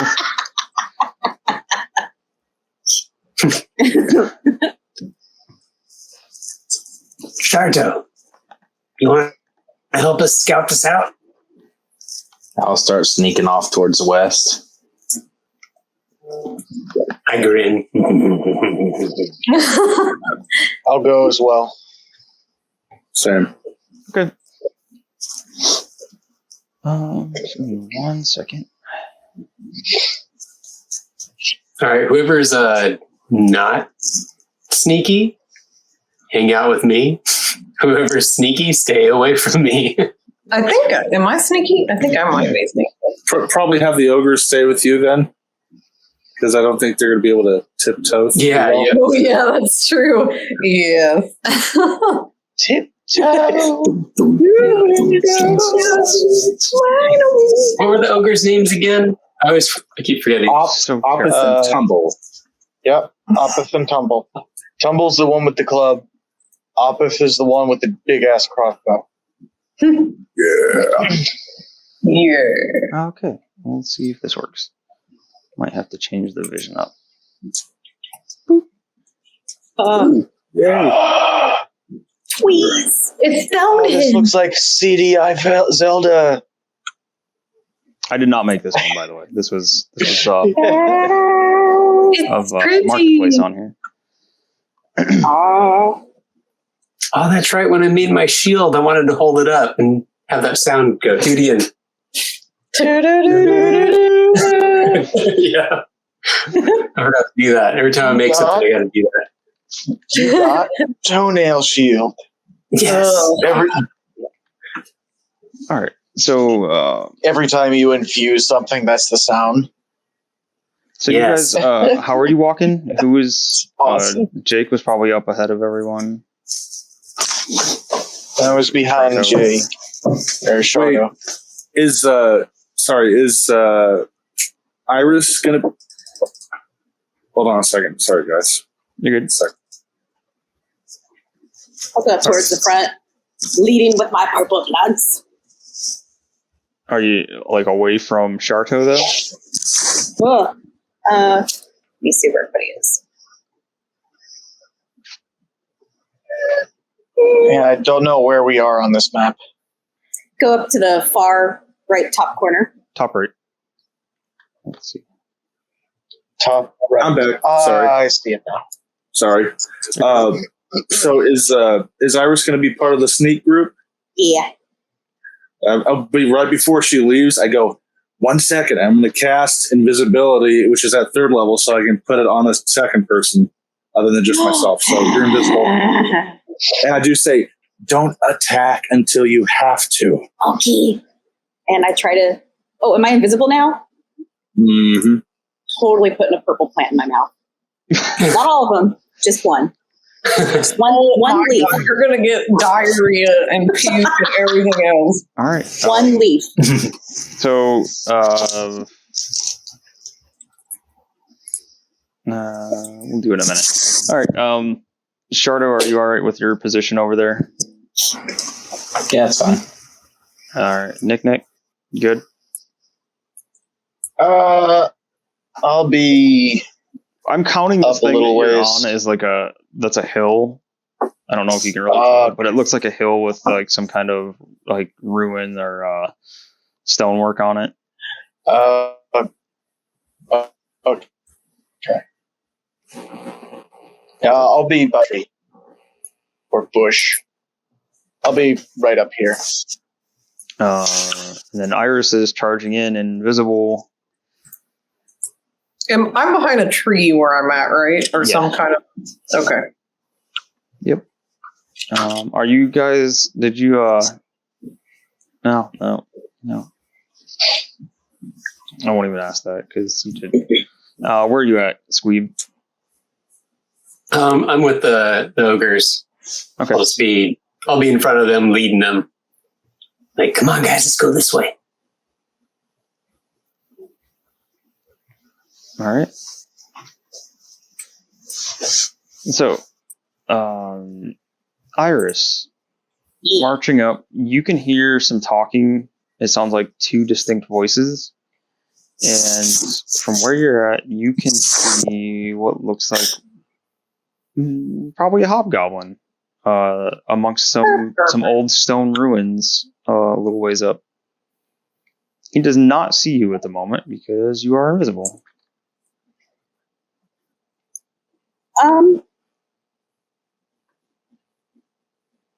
Okay, so I will. If I activate my visage of the astral self and I'm invisible, they wouldn't be able to see that or hear it or anything, right? Does that count as a spell, though? That's It's a key. It's a key point. It's a key point. And you're not attacking. Let me see. I'll look it up. Whoops. Damn it. That's not where I was going. Yeah, because you haven't used this yet, have you? Nope. That's a good question. And this is new to me as well, so.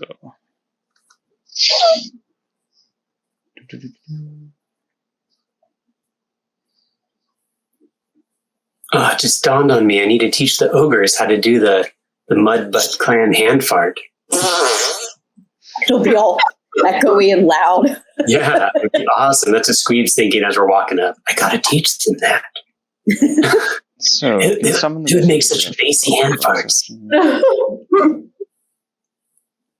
Target is wearing carrying. Spell ends for a target that attacks or casts a spell.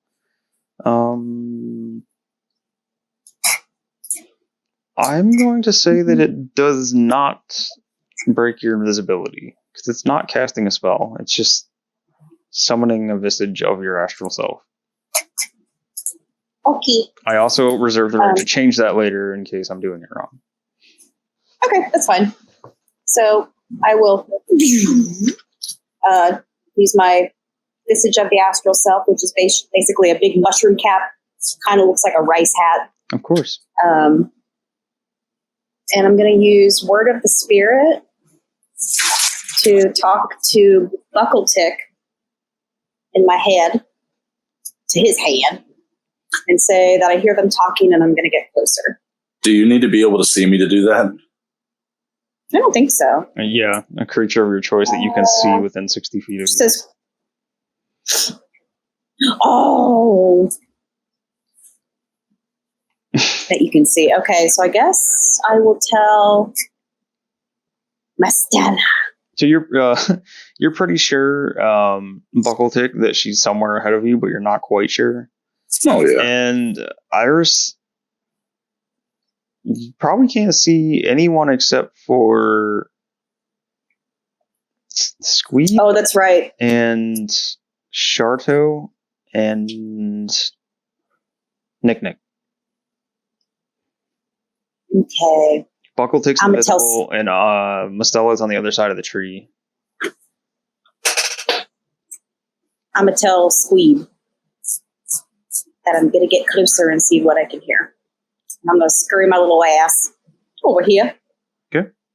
So make a stealth check. You're invisible, but you can see if you're making a bunch of noise when you move around or... 24. Yeah. All right, you're solid. Squeeb's a little like, weird. What? I've never heard must tell in my head like that before. Iris. Iris, sorry, my bad. Good. I'm going to see what I can hear, Squid. Terrible mushroom gurgles. And I don't see her. I'm just like, what is going on? All right. I'm right next to this guy. Do I hear what he's saying? Yeah, it seems like he is talking to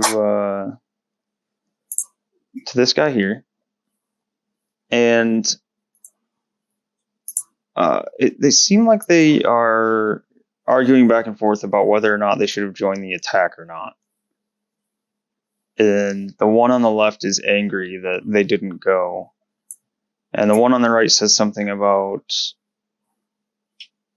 the bigger alliance at hand. And it was the right call to not attack. Oh, that's interesting. So when I'm using this, am I actually speaking with my voice, or is it just going direct, like thought to thought? You can direct your words to a creature of your choice that can see within 60 feet of you, making it so only that creature can hear you.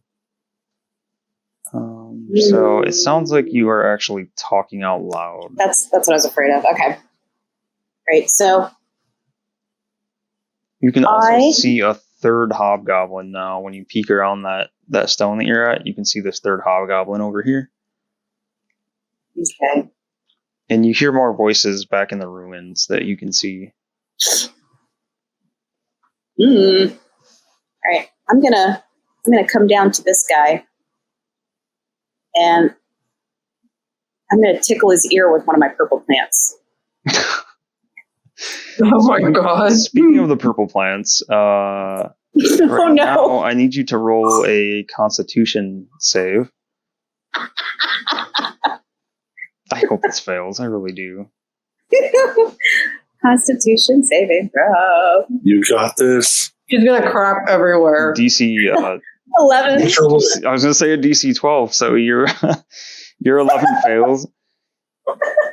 So like you get down to this guy and like you're fishing around for more of your purple plant leaves that you've got. You feel this awful pain in your stomach, and you feel it from like the very like pit of your stomach all the way up to your chest, this huge gas bubble going. And you're starting to feel this awful queasiness come over you. He's going to roll a perception check to see if he hears the awful sound that comes out of you on the other side of this.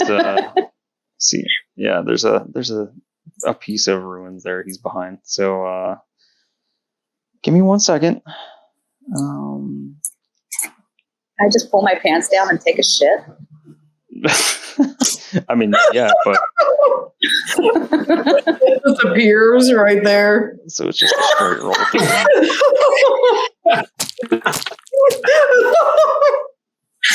Oh, his buddies will blame him. You squeeze your cheeks together and try to stop what's coming out on its way out, but you do let out this like high pitched squeaker of a fart, and it goes on for a while, but he doesn't hear it. But from the other side, you can't see this guy right now. From the other side of it, you hear this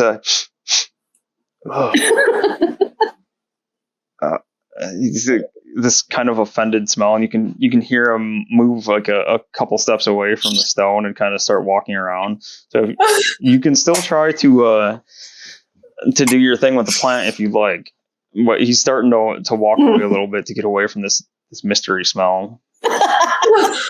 And Andy, yeah, is there a chance I can attempt to stealth over here?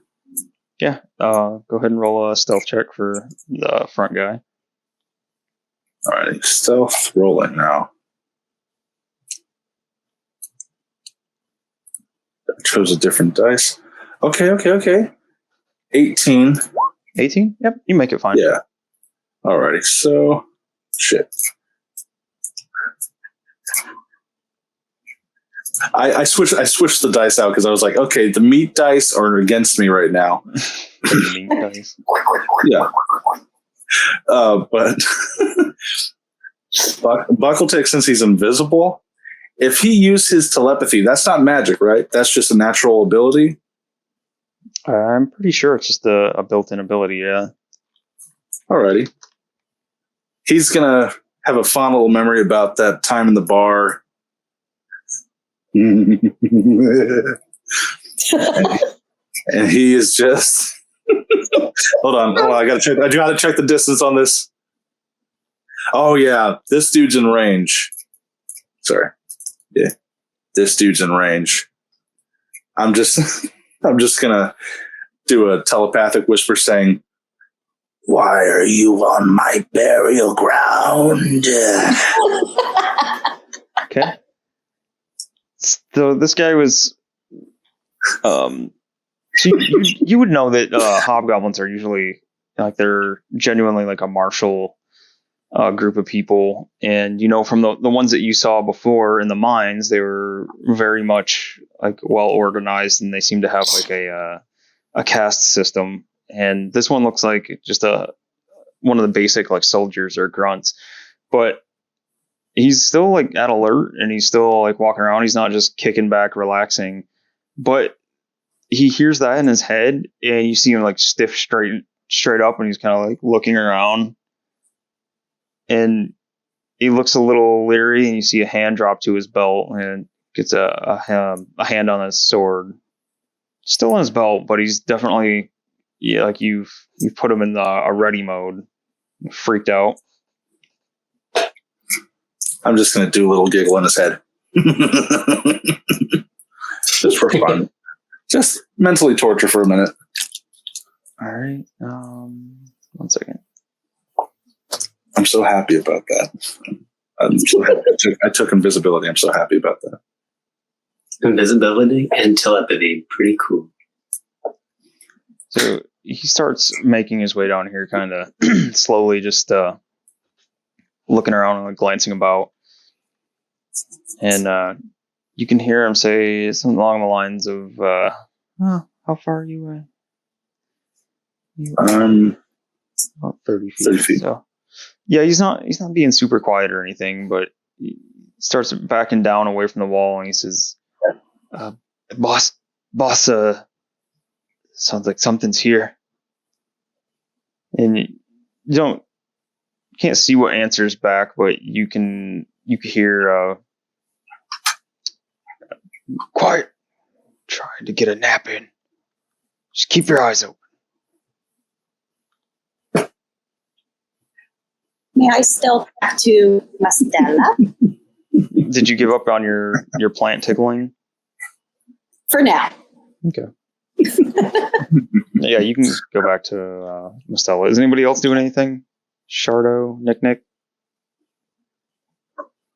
I want to turn into a rat, please. Absolutely. A rat or a giant rat?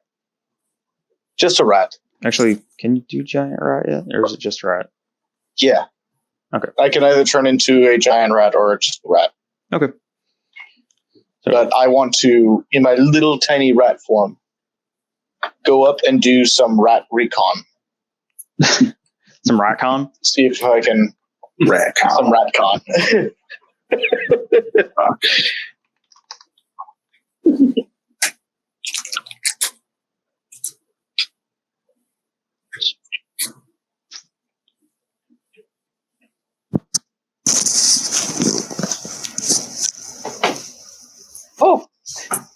Oh, little baby rat. Okay. You've turned into Mickey Mouse. Never mind. I can't do it. Oh, it was cute. Okay. It's okay. So you're a little stealthy rat. Go ahead and make a stealth roll. Now you've been sucking for me all night.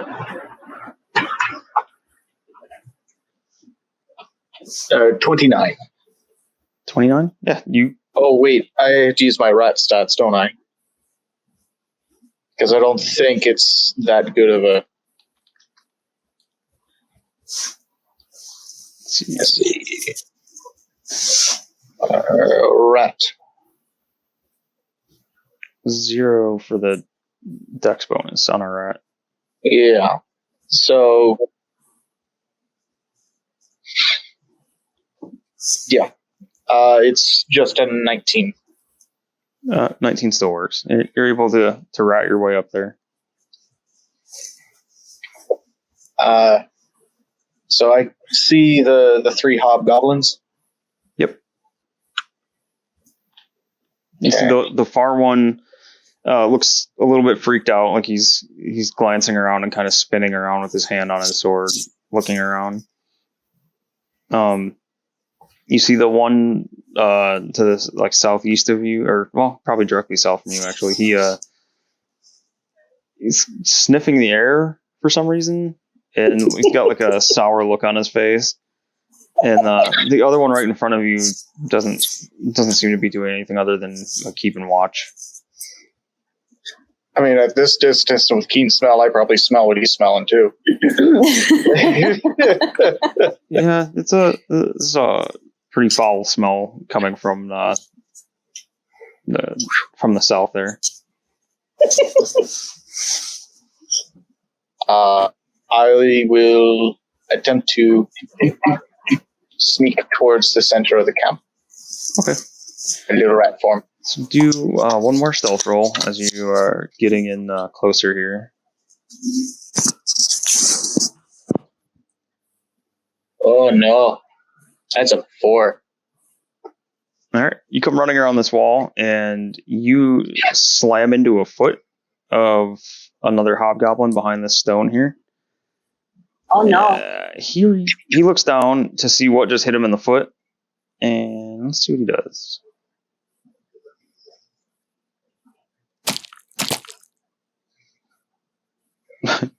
He immediately, like, he hits your foot and he looks down and he's like, "Oh, it's rat, gross!" And he tries to stomp on you. Oh, Let's see. oh boy, Oh, this isn't good.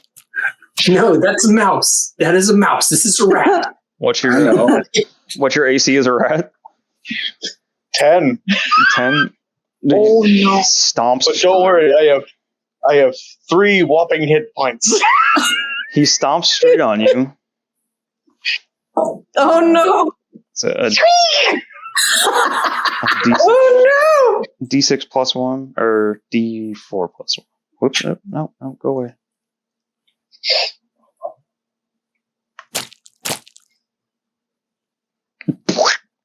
So it stomps on Rat Nick and completely pops him out of the rat form because it's a roll 3 plus 1 is 4.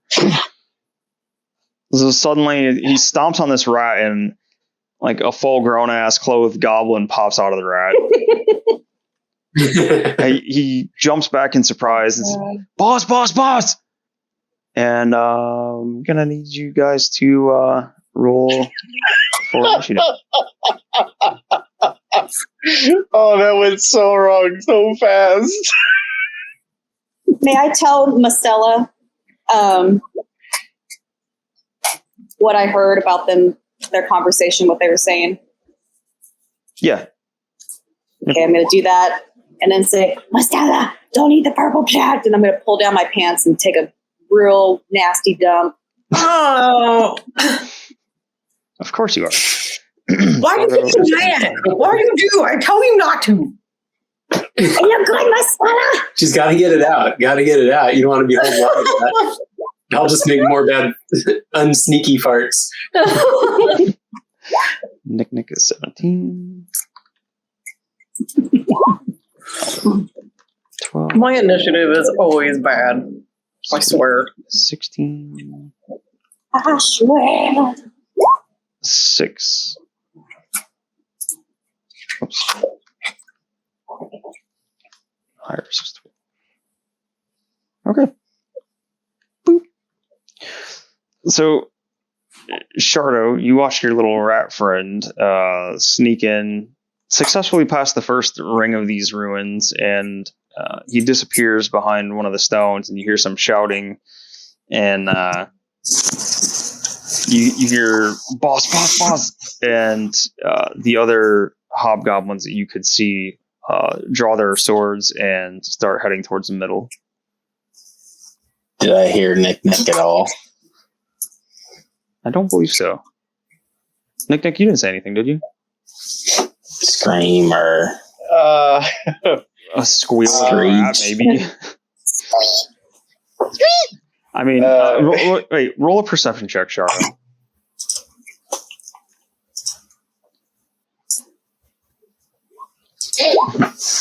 You maybe heard just the faintest, like. You said they drew their swords, all right? Yeah, they've pulled their swords already. All right. I am going to bonus action Hunter's Mark this dude. Okay. Let's see if we got something for Hunter's Mark.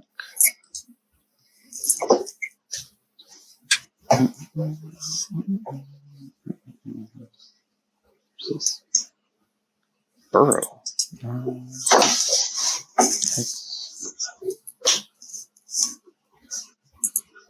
Paralyzed. Mounted.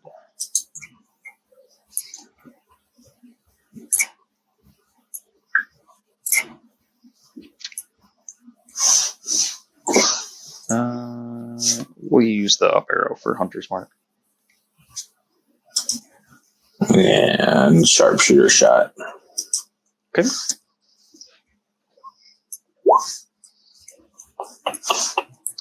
A 20 to hit?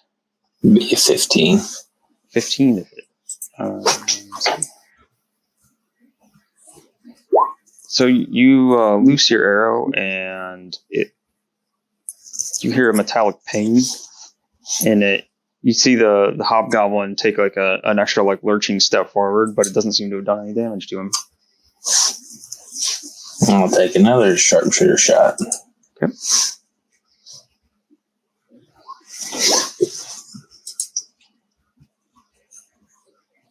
Is that a natural 20? That is.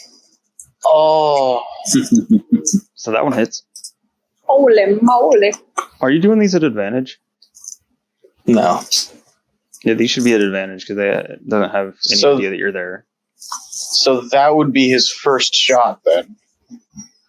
So yeah, this one would be your first shot. The first shot on this one. Yep. With sneak attack damage on top. Right. Oh my god. I'm going to roll the other two separate. 10, 14. Your roll was a 3. 14. 20, 25, 35. 35 total rolled before you add on? No, that was the rolled stuff doubled. I did Hunter's Mark and Sneak Attack off of it. All right, and then you doubled all those. Yep. All right, so now add any of your bonuses. No, I did the bonuses. It's 35 total. Okay. So 35 total. You you see this hobgoblin here walking towards the middle to see what's up, and you just bury an arrow in the back of his head. You have to give me a second to mark one of my arrows off. Yeah. Boop. Dick. Just silence forever. And I'll move up here and shoot this guy. Okay. Still hidden. Yeah, I'll say you're hidden for this one. All right, sharpshooter. This is attack number 2. Yes. Yep.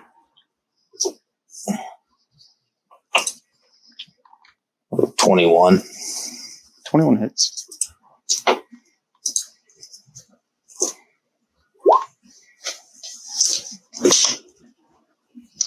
For 10 damage? 21 altogether. Jesus Christ.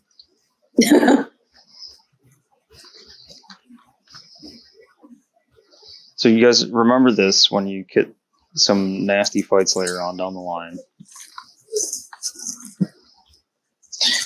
Oh my god. All right. Did I see anybody else? Snipe him in the chest, and he falls over dead to the side. You. Let's see. No. Nobody else is in your line of sight. Could I have seen this guy while I was running down? You probably saw him when you were back here, but right now you don't have a shot on him.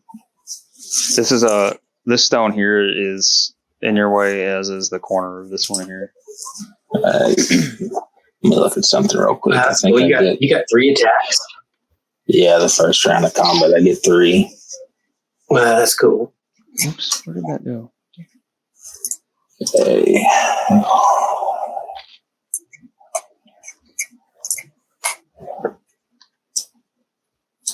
Can I see him now? Yeah, you can see him now. Yeah, I'm going to shoot him.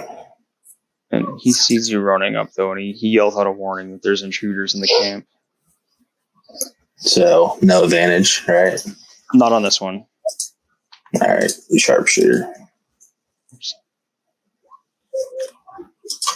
Beat 13. 13 misses. So this one rings off a shield that he's got in his offhand. There we go.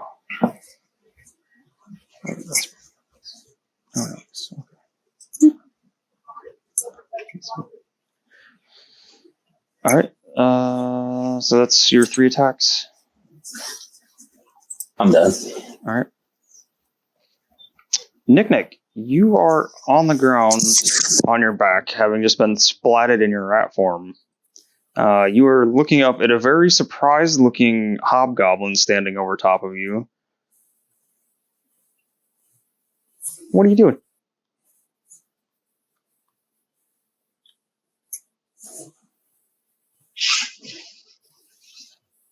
I have one dumb idea and one. Do it. Do the dumb one. Do the dumb idea. That's what goblins are for. They are It's decided for you. What would Nick do it in the moment? I feel like Nick is probably too shy to flash anyone, but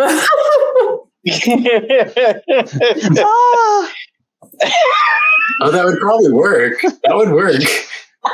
You'd be like, oh. Thank you. Thick. Thank you. I was stuck as a rat for days. An evil wizard cast a spell on me. Thank you. roll a deception check on him. You I like got this. I was not expecting that. I like it. Awesome. God.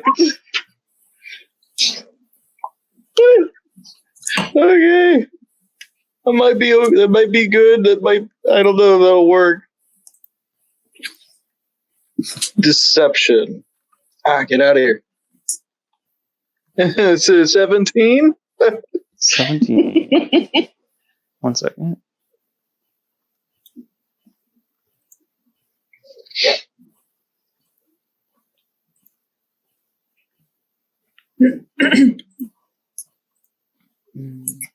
Wisdom insight.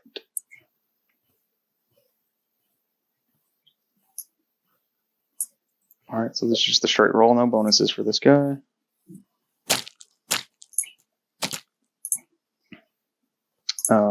What'd you roll? 17? Mm-hmm. He appears to believe you. Like he had like sword ready, and then he hears you talking, and he has this strange look wash over his face, and he lowers his sword, and he looks confused, but he looks at you and he says, "What would a little goblin girl like yourself do to make a wizard turn you into a rat?" I don't know.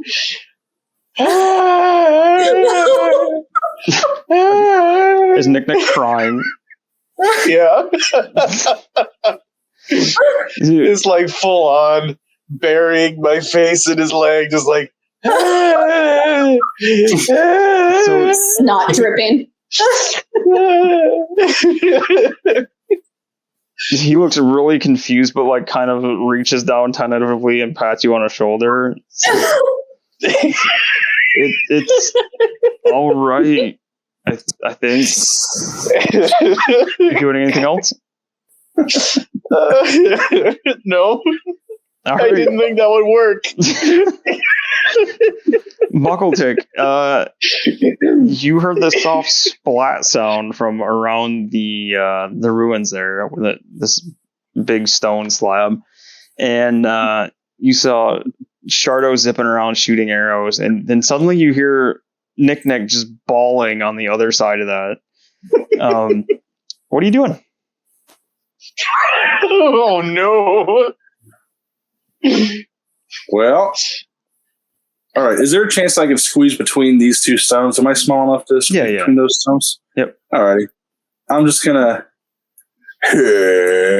right there. And if I'm right there, can I see this? Can I see this dude right here? You'll lube yourself up and slide between them. But yeah, you can absolutely see him. Like as you're running up there, like you can see Shardo loose an arrow and bounce it off his shield.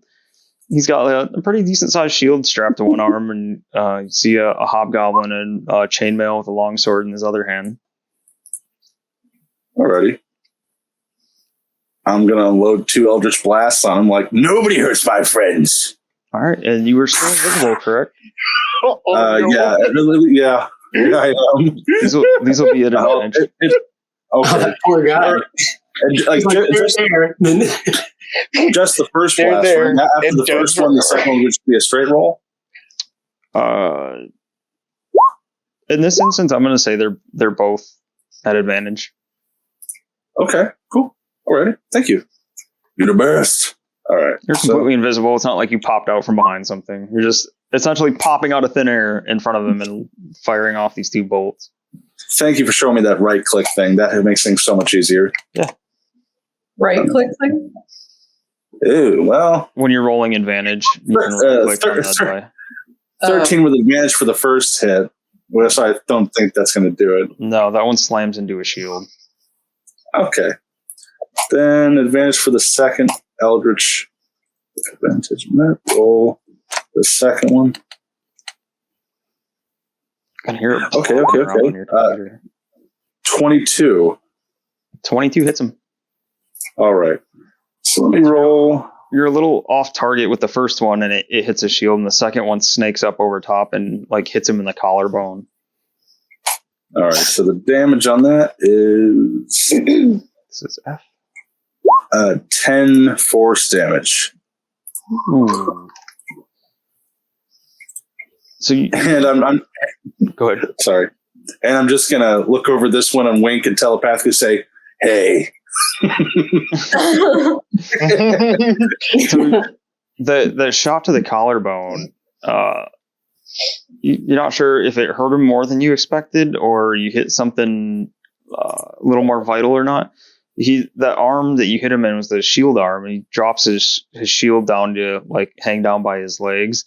Like it kind of looks like his arm's gone limp, and he drops down to one knee. And he's not looking so hot. Good. That's good. Hold on a second. Hold on. All right. Yep. And yep, that's all me. I'm all good now. Okay. I'm ready. Squeeb. What are you doing way back there, Squeeb? Squeeb! You get the big ogres. We're here. So I would ask you, Boktok has a speed of 40. Squeeb has a speed of 30. Should I be using my speed or Boktok's speed? Are you mounted? Yeah. Then you're using Boktok speed. Okay. Yep. Then you're as fast as a monk. Robot chicken is fast as a monk. Robot chicken. So I guess I'm gonna book it. Me and Boktok gonna book it. Because I heard stuff going on. Yeah, you can hear the sounds of arrows hitting armor, and you've heard an eldritch blast go off. Like, you've been with the group long enough to know that the sounds of this stupid brain's not working.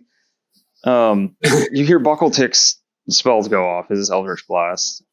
You hear some crying in the distance.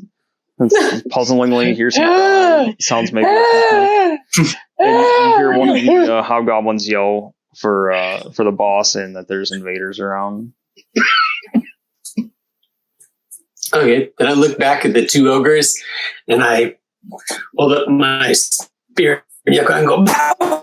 And then I, Blackjack, let's go! And then, so let's see, 5, 10, 15, 20, 25, 30, 35, 40. So I get there, I guess. I don't know I don't think I can see anything from there. Where did you start at? I started off right here. You can get down there. Oh, are we doing distance that way?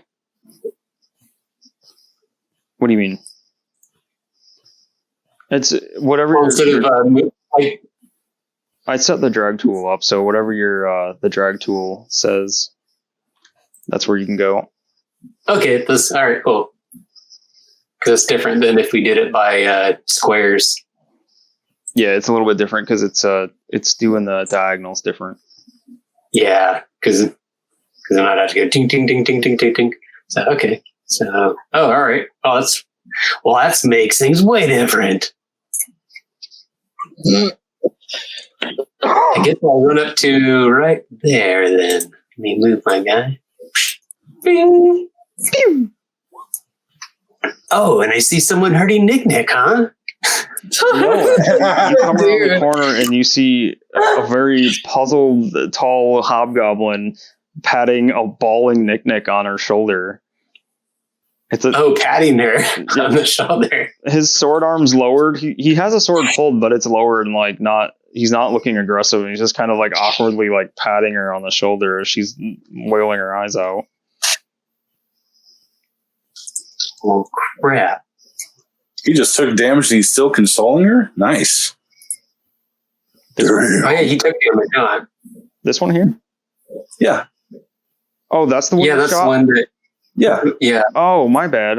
I did it on this guy over here. Oh, you didn't see James's little circles that he was clicking on? He kept on clicking on the guy, showing you which guy he was going to hit. No, I missed Did that show up? So you hit the one consoling Nick.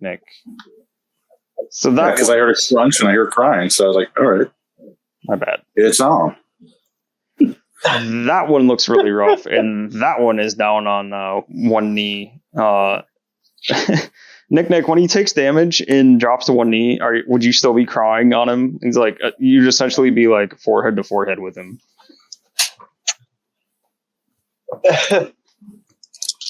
I just go, oh no, my friends, they're still being mind controlled. I'm an evil wizard.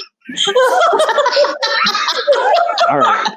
So yeah, you see Garrett or Squeeb. You see a hobgoblin like kneeling. His sword is like touching the ground now, and he's holding one shoulder where he took Buckle-Tick's Eldritch Blast.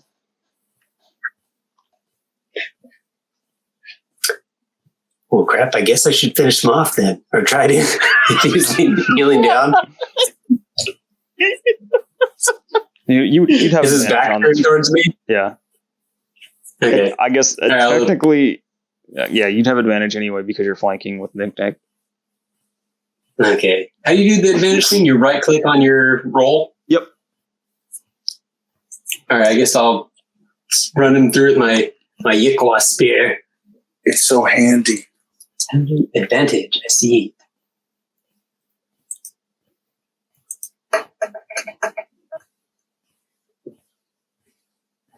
Yay.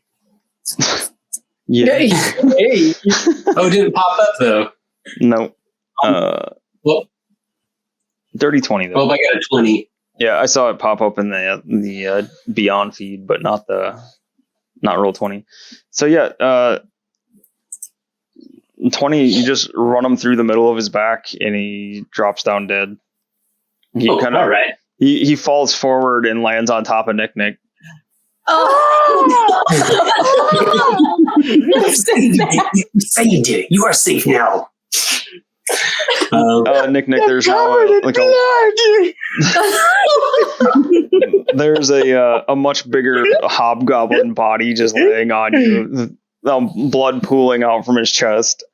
Now I've got a second attack. Oh, shit. Andy, I'm going to ask you on this if I can do this or not. So I've got, if I take I get an extra attack. So can I use that extra attack to throw my spear or my Yikwa? Yeah. Okay. Then I'll huck it at the other hobgoblin that's next to me. Do it up. All right. The 19 to hit. And that is 19 hits. 7 piercing damage. And I'm going to use since it's a returning weapon, I'm going to pull it back after it hits him. So it sticks in him as he goes up to reach for it, like hanging out of like a left chest. Not in his heart though. Like he goes to reach for it to pull it out, and he makes a grunt. Like you've thrown it hard enough to pierce through his chainmail. And when he reaches for it, it disappears and shows it back to your hand. And he gives you like this weird, like, the fuck kind of look. And I go, and then Baktak does a little rooster at him. All right, Iris. So I'm going to tell Mastella that I don't think they want to fight us. One of them does, but I don't think the others do. And I'm going to run my little ass all the way down to D. Boop. I say, hi. I can save you. My friends. Oh, wait, I wouldn't know about the wizard thing. Darn. No.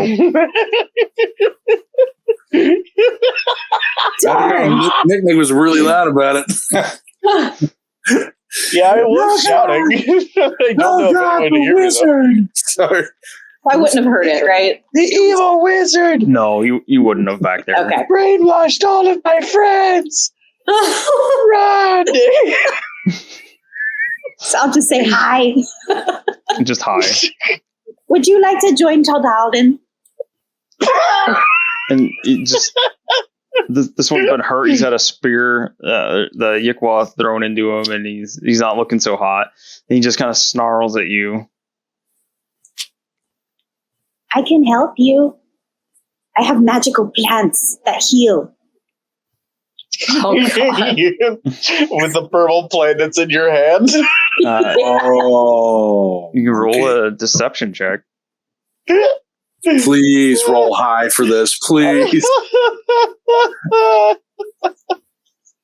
19. Oh my god. All right, against his. Please fail. I want to see what this leads to. So bad. He looks. He looks puzzled, but like he's pretty hurt, and he reaches a hand out to see what you're gonna give him. I give him the purple plant. I pat him on the back. You'll be okay. I'll protect you. And he looks at it. He says, "Am I supposed to eat this?" Yeah. Just one leaf. One leaf. You're telling him just one? Yeah.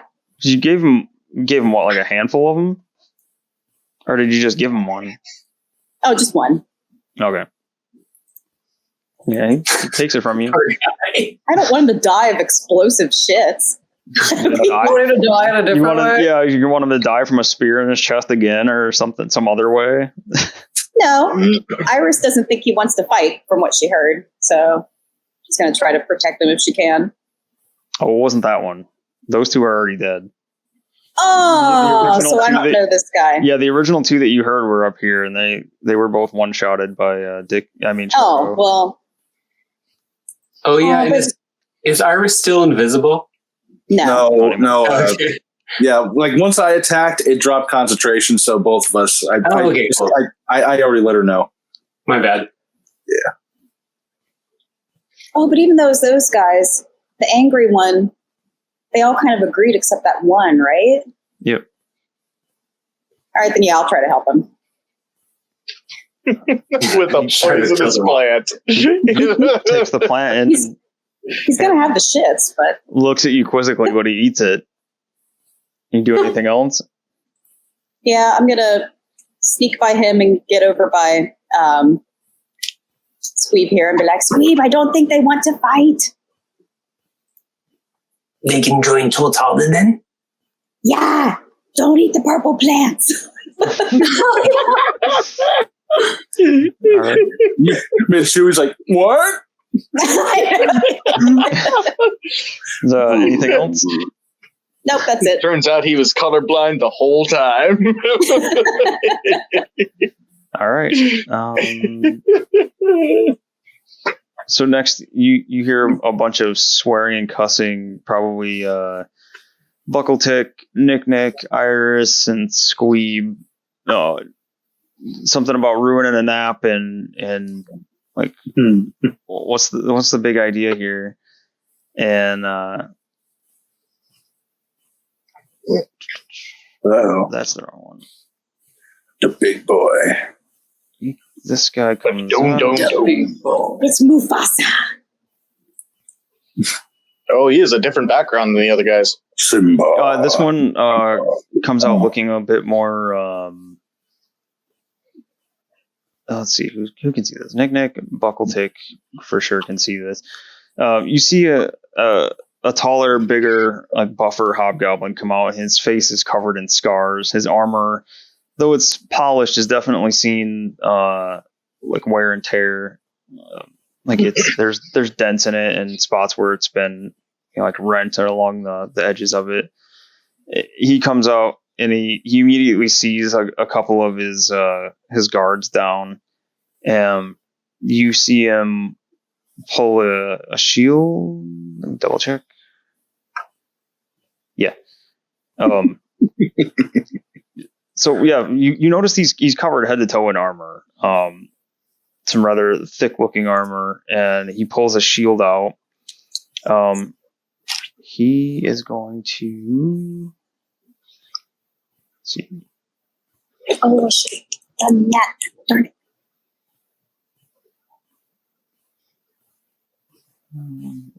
Just double checking what he can do.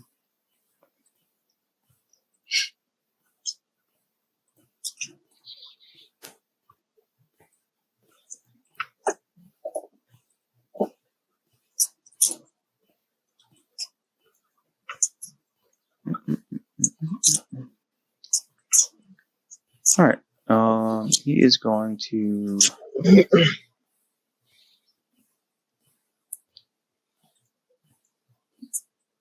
lower his shield and charge here. Yeah. I guess it would be here. And try to shield bash you. 17 hit. What was that? Does 17 hit? Oh yeah, that hits. All right. I need you to make a strength saving throw. Oh boy, I'm good with those. No. He's shield. Everyone here is really good at that. Well, at least the cloak of protection makes it just a straight roll, so I can either roll really high or really shitty. It's probably gonna be crap, but So you take Why did 4 you get a damage. cloak of protection? 13 altogether. All right. So you take 4 damage from the shield bash. Mm-hmm. And you are knocked prone.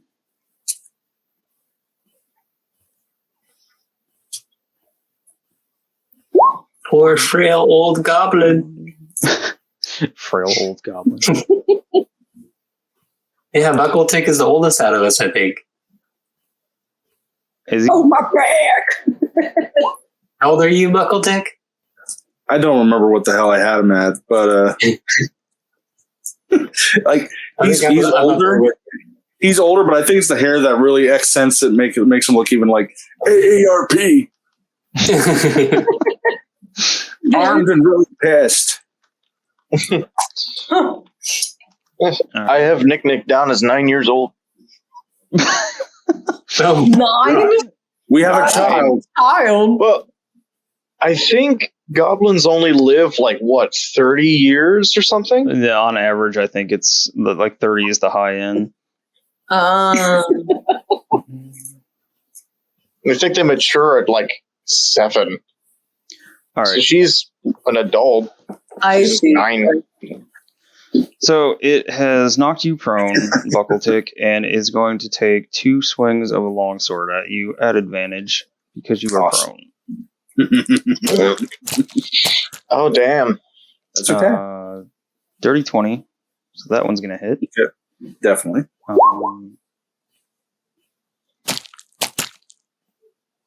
So the first one is 6 damage. 6. Okay. And the second one at advantage.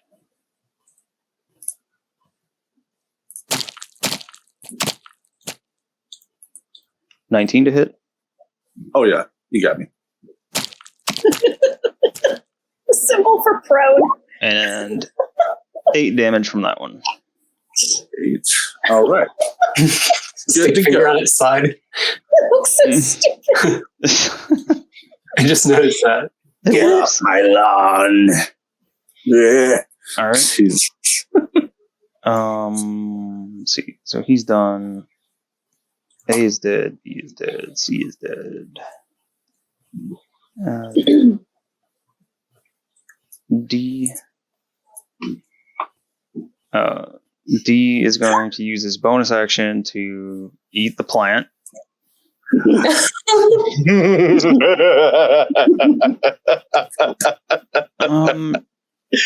me so happy. You helped him, but he also watched. He was also impaled by Squeeb, so he's going to step next to you and in front of Squeeb there, and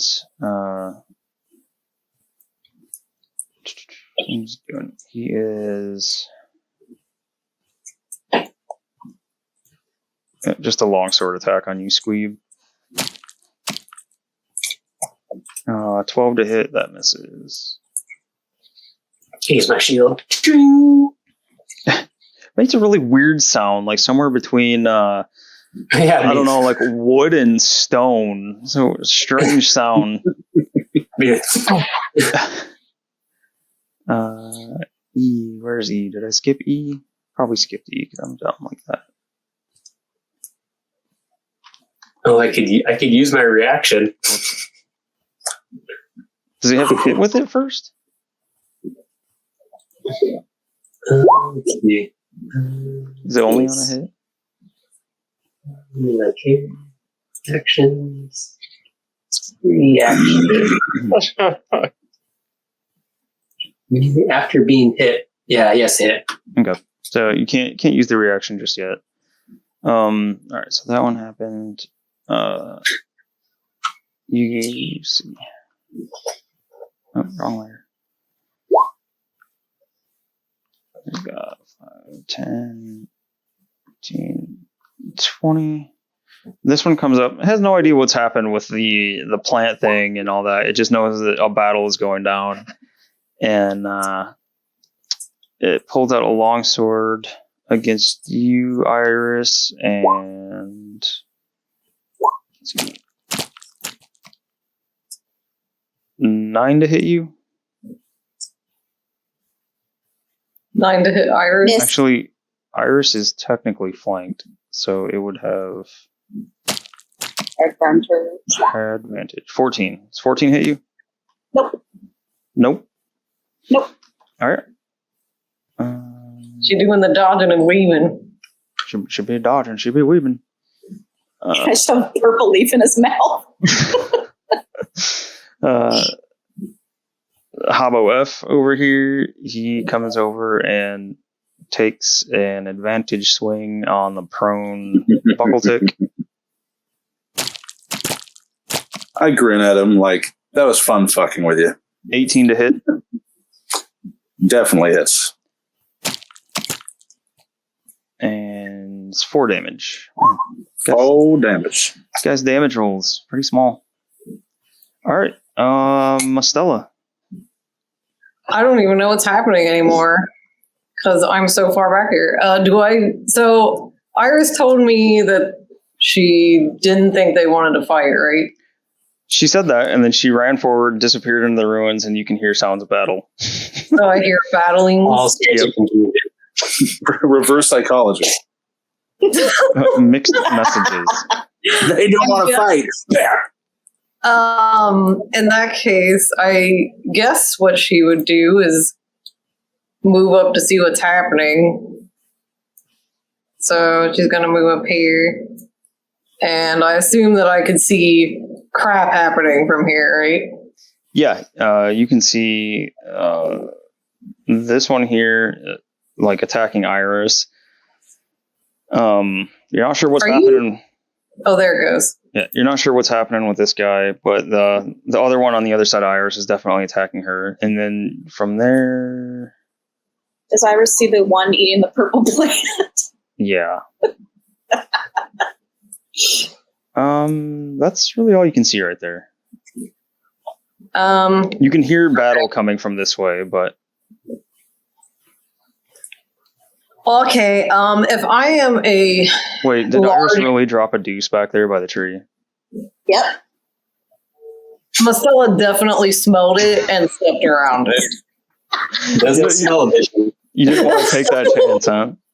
All right, yeah. So yeah, Iris's keen sense of smell, along with Precious's, probably would have saved her from stepping in Iris poop.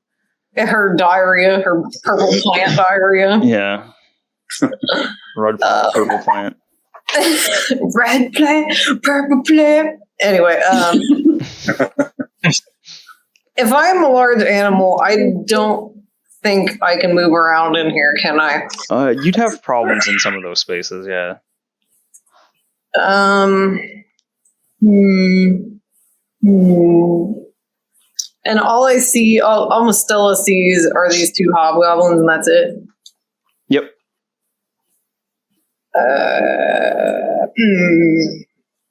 Okay, I guess in that case, what I will do, I would just cast Moonbeam then, I guess, on E. Let me get my spell. I forgot what it do. So it's a is it con save? Yes, I think. Yes. So it's like a Constitution. Huh? I was gonna say, you tell me. I'm not sure offhand. It's a Constitution saving throw. Okay. Constitution 15 saving throw. On E. On E.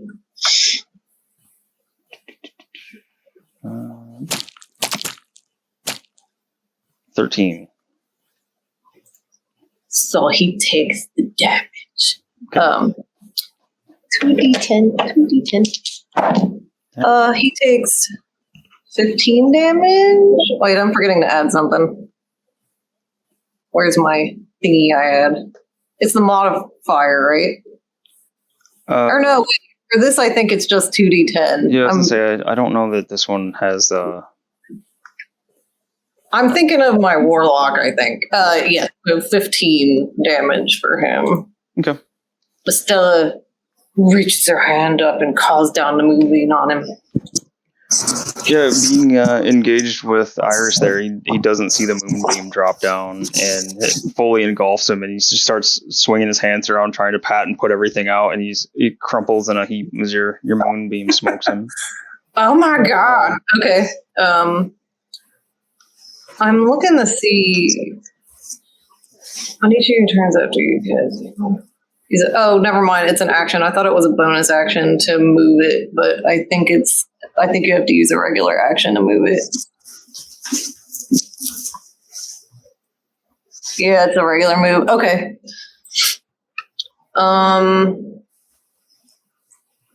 And I think I will also turn into a cave badger Okay. as my bonus action. Estella's gonna growl and turn into a feisty little badger, cave badger. Okay. You are a cave badger.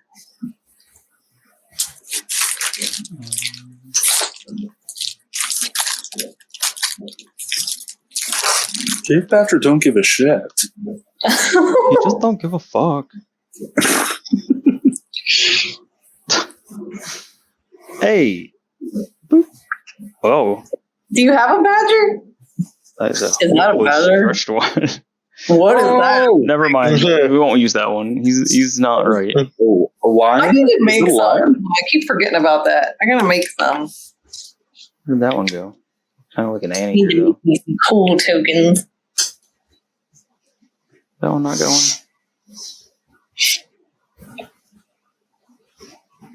No, that one doesn't look like it's going anywhere. And I'm gonna instruct Precious to hide behind this rock over yonder here. Sweet Precious. Sweet Precious child. Probably would be better if you made a badger. Actually, if you really felt like it, you could make a token for the creatures that you turn into most often, which so far seems to be a badger and a bear. Sometimes a goat and sometimes a horse. Yep, you have turned in those. So if you ever feel like it, you can make tokens for those. Yeah. I don't know. Those tokens aren't loading in for some reason.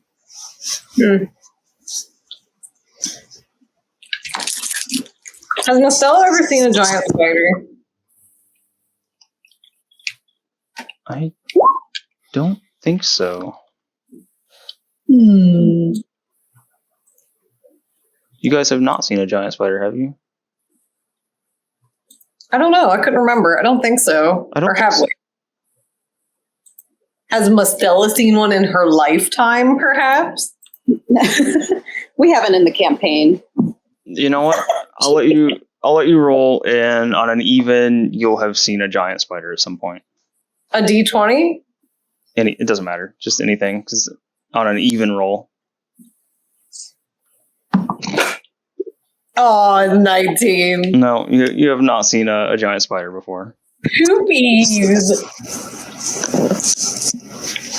All right, so you are a badger. Yeah. All right. And that's pretty much it. I used up all my movement, so Okay. I cannot. Oh, Shard out. Oh, chicken. The Nick and Buckle Tick on deck. Can I CD? CD's nut. What? I knew it was coming.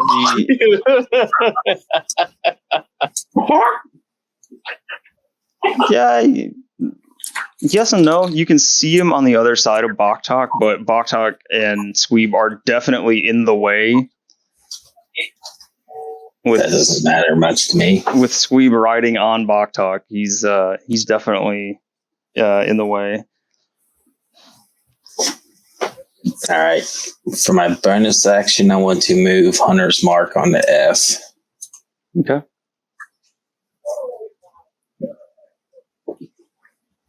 But I want to take my first shot at D. All right. Got to get your D shot in. So if you miss this by 5 or more, it's gonna hit Squeeb instead.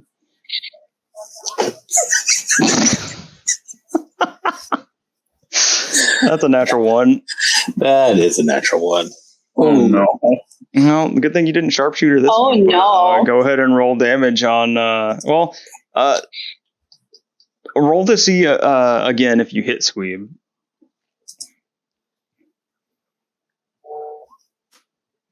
Yeah, that's a Squeeb's armor class right there. So roll your damage. 19? Yep. I'm used to it.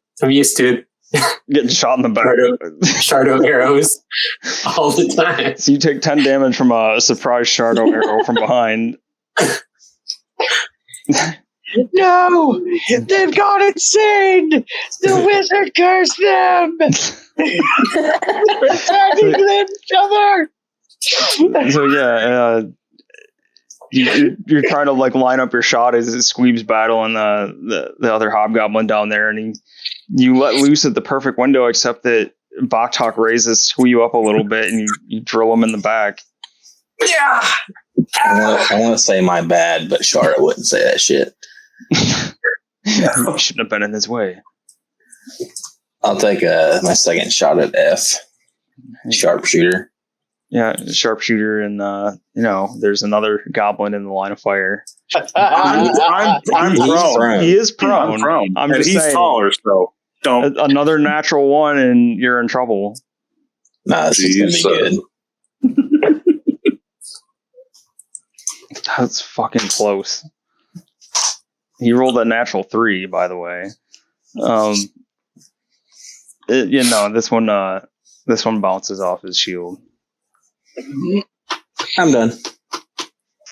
That's all. Nick, you're crying on the ground, trapped under a dead hobgoblin body. I'm prone too. Okay. I need to check something real quick.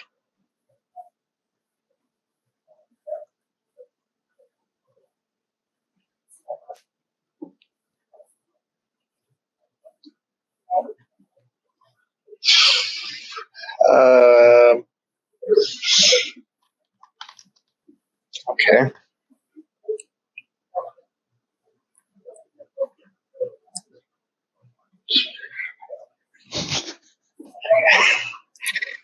I was going to run up, but since I'm prone, I only have 15 feet of movement. What the heck is that? The dead body laying on top of you. Oh, okay. That scared the hell out of me. I was like, what the heck? It's the wizard! It's the wizard! The wizard was in your midst all along. Okay, I'll push the body off of him and stand up. All right, so that'll take half your movement. Yep. Oh, cool. So it wasn't like an action to move him. That's nice. Say it's just half your movement to roll the body off and then get out from under him.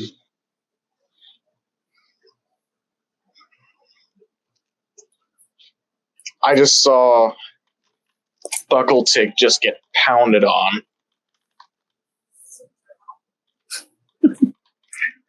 Buckletick just take his pounding. Yeah. I will. What's your health at now, James? I'm at like 40 and 15. 44. And flanking with Buckletick, I hope. Yep. I'm prone.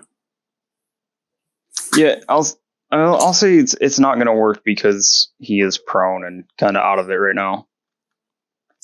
But he is engaged, or those two are engaged with Buckletick. Yeah, so you would have advantage on either of them. Well, take out my short sword.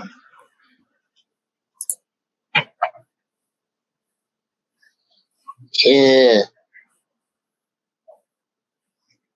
12 plus 7 is 19 to hit Scar Boy.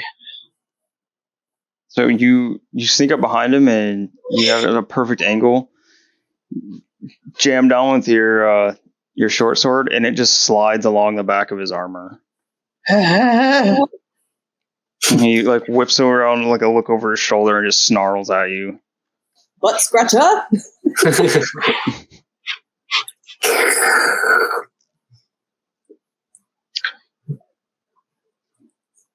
Yeah. Bonus action disengage. No, bonus action dash. So give me another 30 feet of movement. Okay. 5, 10, 15, 20, 25, 30, and I'll hide behind this rock here. But I imagine he'll get an attack of opportunity on me. I'd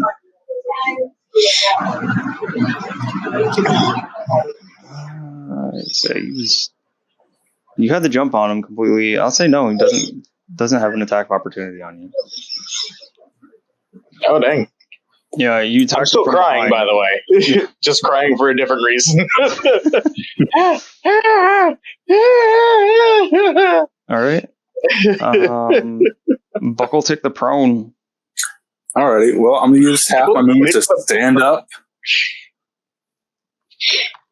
Okay. And how big is a 10-foot radius on this again? I keep on... hold on. Here, sorry, I'm going to have to take a look at that real quick. 10-foot radius. For which spell? I was going to do Arms of Hadar, because they are right next to me. It's like a cross.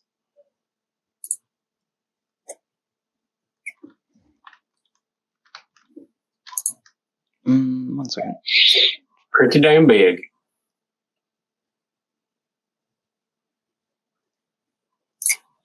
Sorry. Okay, I see it now. I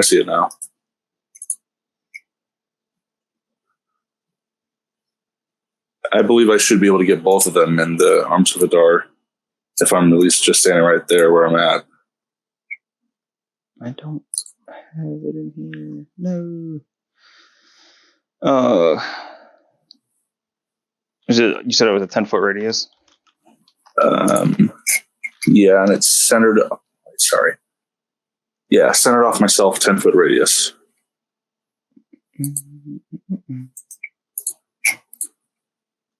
Yeah, it's 10 feet out each way.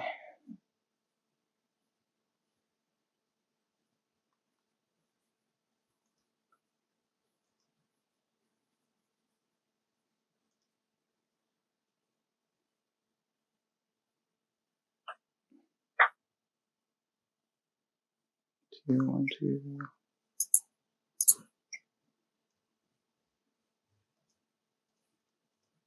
Wait. Boop. Okay. Alrighty, sweet. Nobody else is in the crossfire. I'm going to need those two dudes in front of me to make a strength save. Wait, hold on. Yeah, strength saving throw. Okay. So we'll do the regular guy. He's F. Strength save. I didn't mean to roll just yet, but okay. 9. I'm gonna guess that fails. That fails. It's a 15 saving throw. You wanna hit. Big guy. Let's see. 11. So they both fail. Okay, so they both take 17 necrotic damage. Ooh.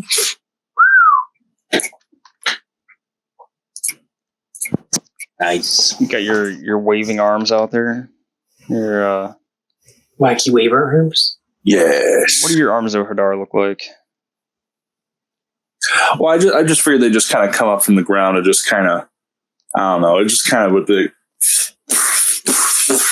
it would just look like a crazy little move that you'd see in a video game, but, you know, just tendrils coming from the ground and just smacking the living shit out of my enemies. Yeah. It smacks the living shit out of him. Oh, He dies. smacks the living out of them. Yeah. It smacked the living clean out of him. All right. And I have 15 feet of movement left. Yep. After you stand up. All right. Here, I'm going to take one step here, then 2 steps here, and I'm done. I'm done with my movement and everything else. He is going to get an attack on you. Oops. Wait, can I bonus action disengage? Yes, you can. Okay. Yep. That's what I'll do. All right. Noise.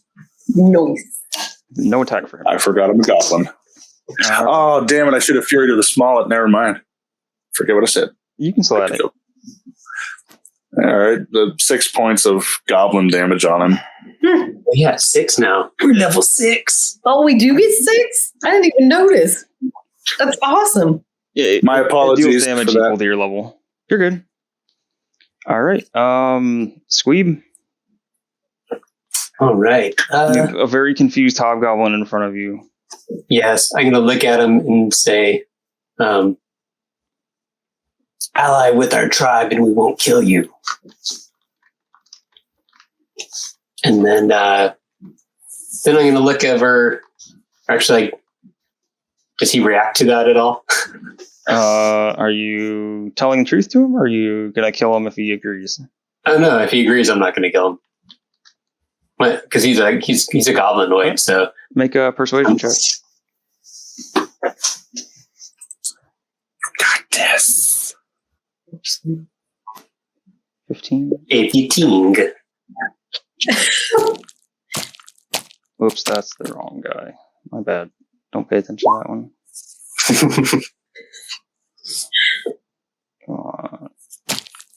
There we go. Yeah. This is coming from the person that threw a spear into his chest, so he doesn't really believe you. Well, and I'm going to. Can I see? Oops, let me get my little selector thing. Can I see that guy from where I'm standing?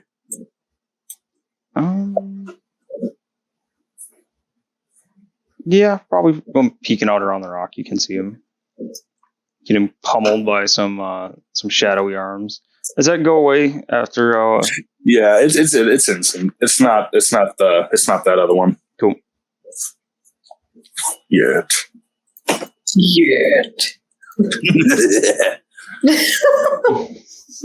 And I'm going to. Actually, I guess I'll just.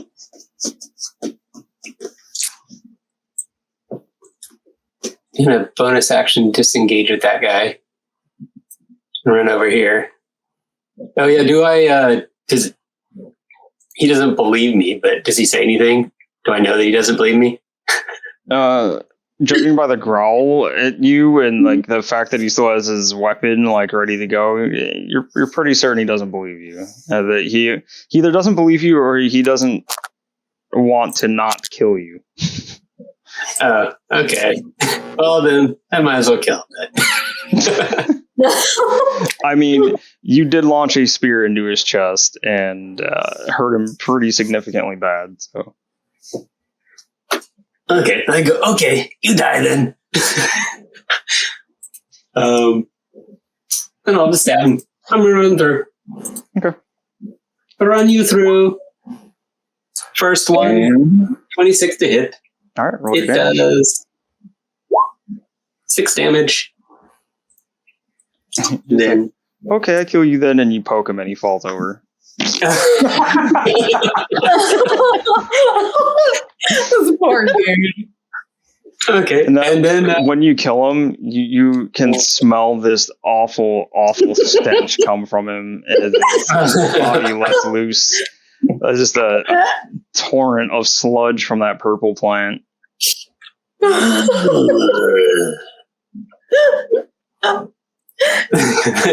and Terrible.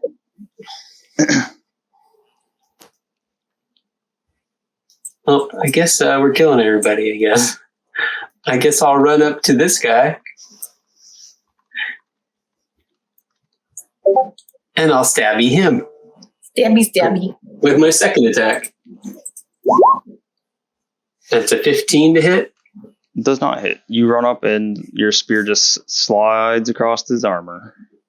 Leave a nice new scratch in his fine looking plate. His armor is protecting him. And then I'm going to have a Boktok bonus action attack him with his Force Rend beak attack. And that is, I got to roll that by myself. If you have Boktok in your extras, he should have the rollable stats in there. Let's see if we'll be good.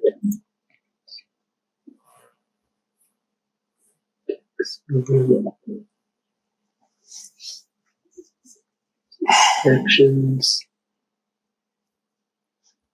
Okay.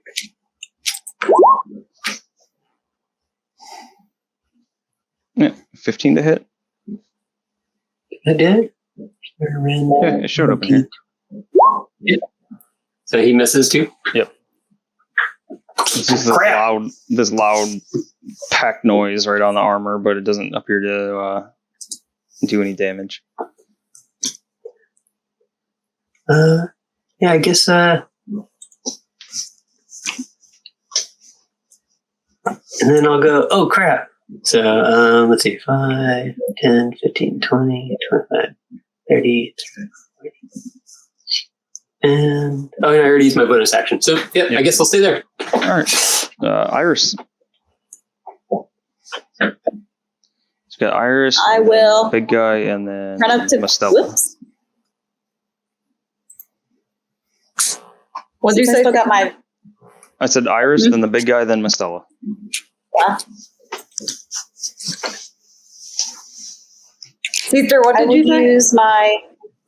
use my astral visage and use a word of the spirit and amplify my voice so all creatures within 600 feet can hear me. 600 feet? And yeah. Damn. That's loud. And I will say, stop fighting. We can work together. And I'll run over by this guy and hand him a purple leaf.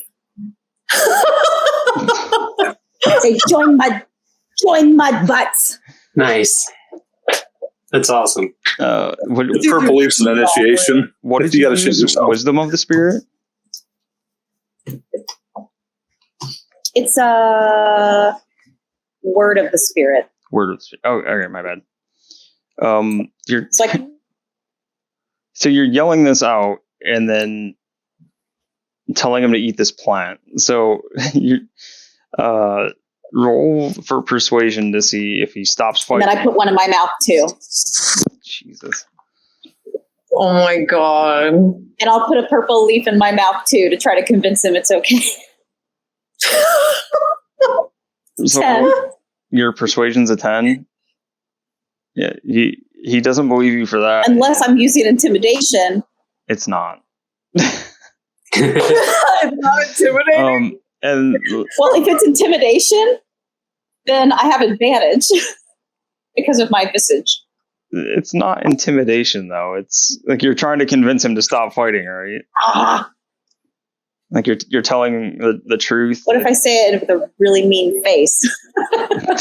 You better stop fighting. Like, stop fighting! You better stop, eat this leaf! No. Can't we all just get along? And then I'll have you roll a separate. He doesn't want to. He's not going to stop fighting, but you can roll a separate perception, or not perception, a separate persuasion at disadvantage to eat the leaf. You're holding it out to him. Roll 2 natural 20s, please. I just want everybody to poop their pants. Now. 14.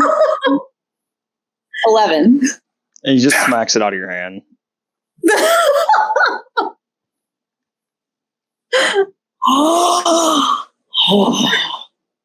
All right, I would like to punch a purple leaf into his mouth. Jeez. So Make I will him do back 2 roll. punches.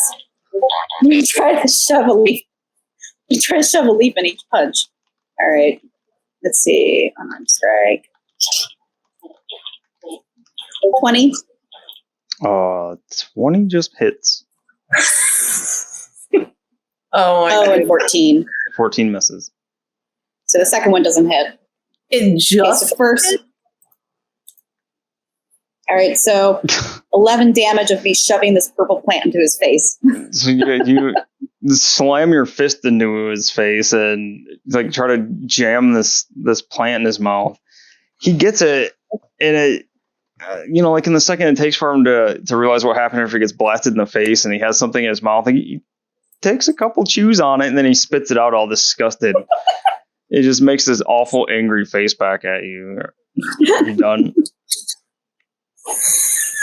This is awesome. Let me see. Can I disengage? Is my visage? It's a bonus action. You already cast it, and it lasts for 10 minutes. I know I need the bonus action to be able to Yeah, I think all that stuff is just in effect for the 10 disengage minutes. from there. Yeah, you haven't used your bonus action, have you? Okay. No. No. Then you can So, bonus I action will- disengage. I'll move over here. Over. Yeah. Okay. And yeah, I'm done. Never mind. He tried to get stabbed from behind, then he got punched in the face and force fed some weird plants. He does a shield bash on you, Squeeb.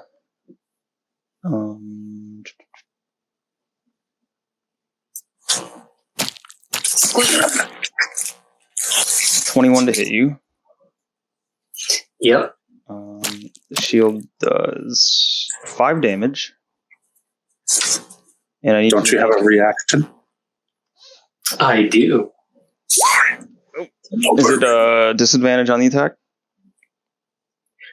I can on that, or I can throw him 15 feet away. No, that's up to you. Let's see. Yeah, I want to use my shield. Okay, so you're letting it hit, so the rest of this still works. I need you to make a. Yeah. You still take the 5 damage, and you need to make a DC 14 strength throw. Saving throw. Oh. Damage, DC, strength, saving throw. That's not good. Yeah, that's not going to work. 7? Nope, you are knocked prone. Ah! You get knocked off Baktak. And so he knocks you off Boktok, knocks you prone, but he goes how far back? 15 feet. And hits the wall here. You know what? 15 feet. I'm gonna have him roll. Shield blast, toenail, shield blast. He takes a single point of damage from hitting the wall to getting blasted back. And he just runs back up to take 2 more swings at you at advantage because you are prone. Oh, damn. I shouldn't have done it. 25 to hit Yeah, he hits. on the first one, and whoops.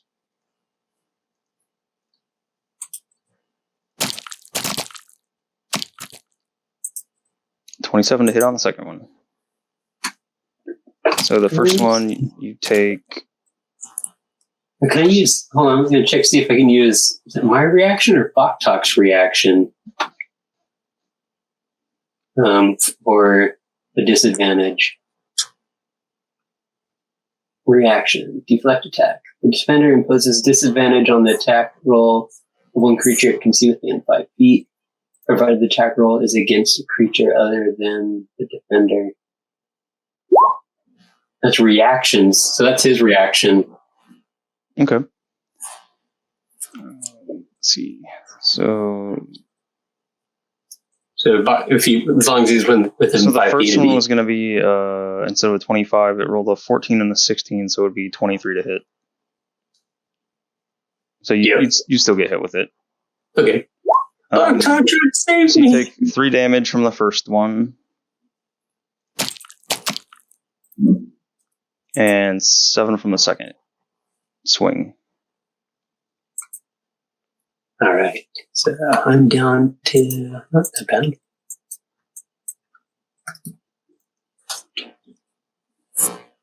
All right, and then he is going to. We are beefy goblins. 25. He's going to get her on the other side of the wall here. The rest of his movement. He's running away. He's going around the wall. Hmm. I already used my reactions. Dang it. Yep. All right, these guys are all dead. He's running away. Whoops. He's Michelle. running. He's running away. Running. Running.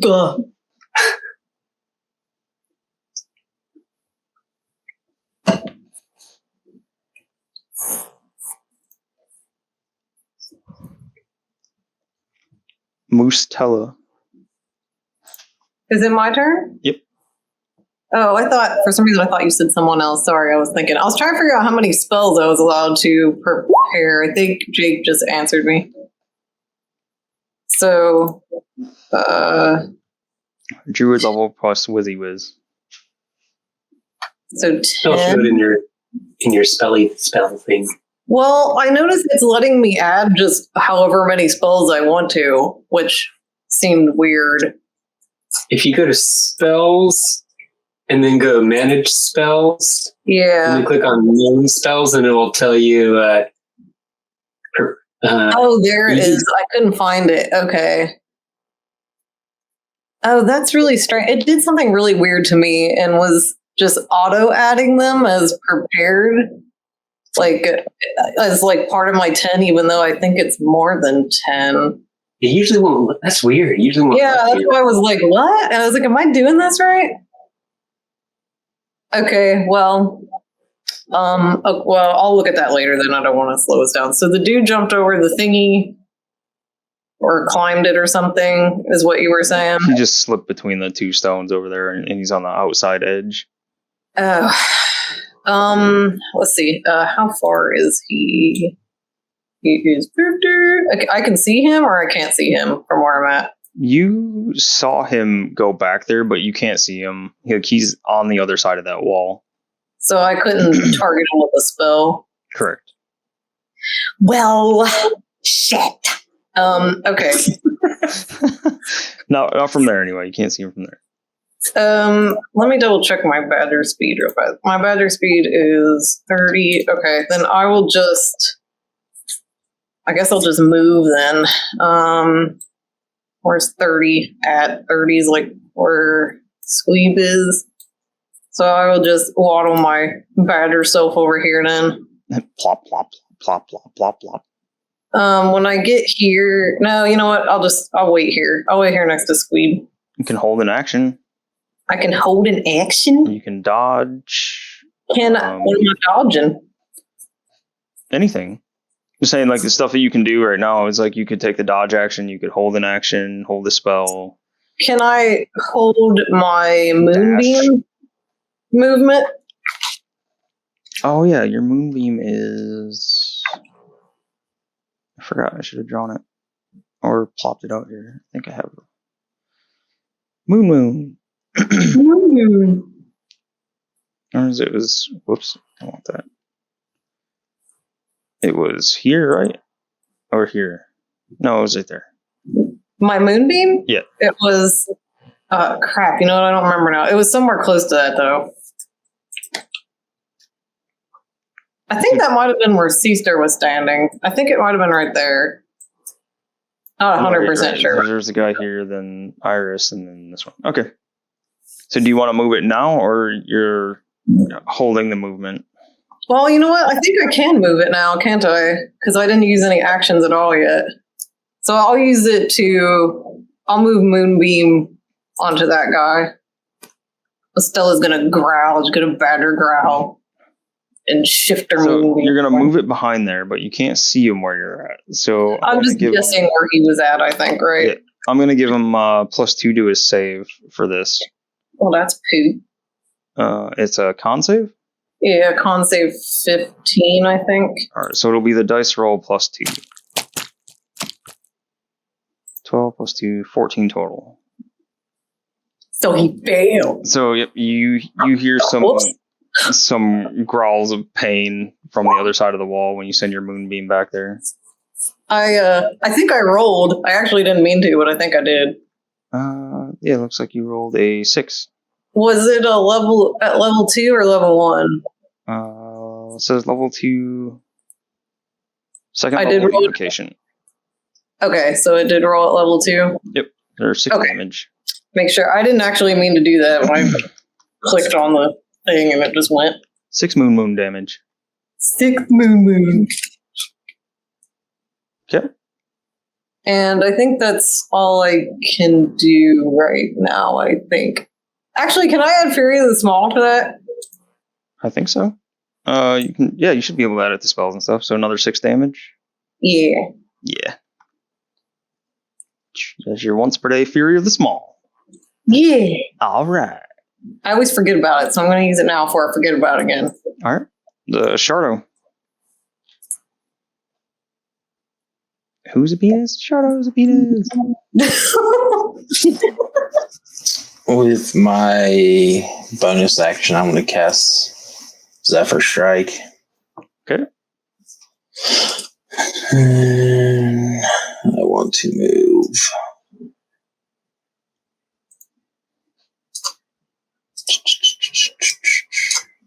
He goes by, hi, Shardo. Irish trips in. Purple in my teeth. And I'll just take a normal shot at him. Okay.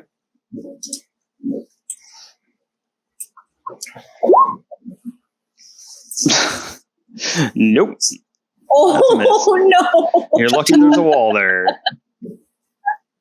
And I will use Zephyr Strike on my second shot. Sharpshooter. Balls. 17 misses. Just Been 12. points. What's it? Been at 12. Oh. Oh yeah, 12 because of sharpshooter. Yeah. Yep. It just clangs off the stone next to him and bounces away harmlessly.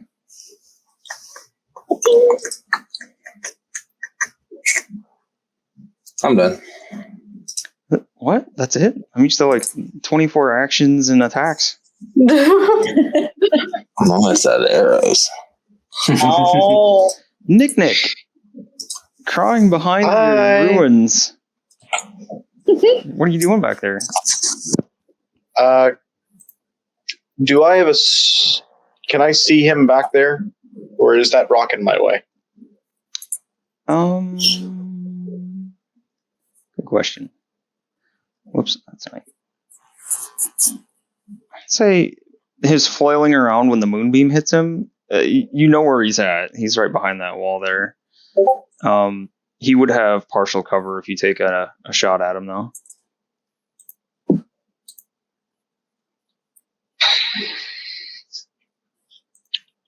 I will. What do I do here? Not many options to sneaky.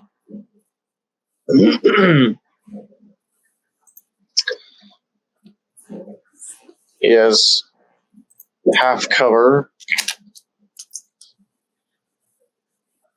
There. So 5, 10. Is this rock here tall enough for me to hide behind? Which one? This rock right here. Oh, yeah, probably goblin sized and sticking out. Maybe just a little bit shorter than you, so you'd have to like crouch down.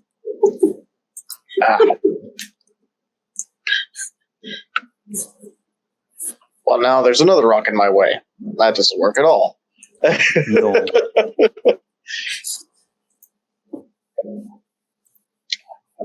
Just go outside the circle there.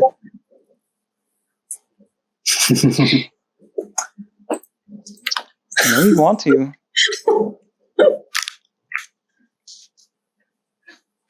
What's happening? So just go outside the circle here. Why you gotta be afraid to go out there? There could be monsters out there. Monsters in the bushes. Yeah. Monsters in the bushes. I gotta get a good shot. 5, 10, 15, 20. Do I still have can I see him now? Still a rock in the way. You have to pop out to the side, then pop back over after you shoot. Pop in, pop out. pop here, and then back to where you're at. Pop it. Besides, Pop it it. Could seems like I a run naked over thing. stealthily? Then do that? Trying to get sneak attack here? Yeah. Roll for stealth, see if you can do it. Don't screw me. He's in the middle of Hey! being lit up by the moonbeam, so maybe it'll work. That's 24 stealth. Yeah, you'll have advantage. Okay. I will try and pop out, take a shot, and then go right back there. Yeah, do it up.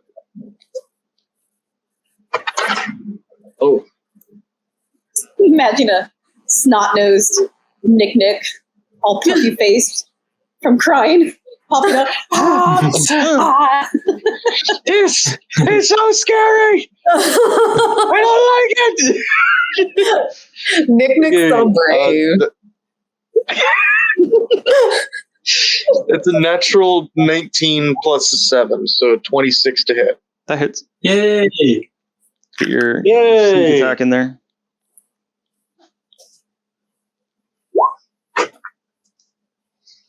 Balls. It's balls. There's nothing but balls. Balls. You are a small figure, are you not? I am, but it's still. I rolled a 1 and a 2 on a. Throw Smeary of the Falls. So it's 13 dice roll, 17 13. Fury the Small for 23 points of piercing damage. Dang. 23. Yeah. He's in the middle of being burned by this moonbeam, and smack him with an arrow shot for another. Was it crossbow or That's my short bow. short bow? Hit him with another arrow for 23. Okay. He looks like he's starting to look rough. You see that Starting to look rough. his plate is showing signs of being crispy fried under there, and you snuck an arrow through. All right. So free action to just quietly sob to myself. all right, I'll pick with Iris after.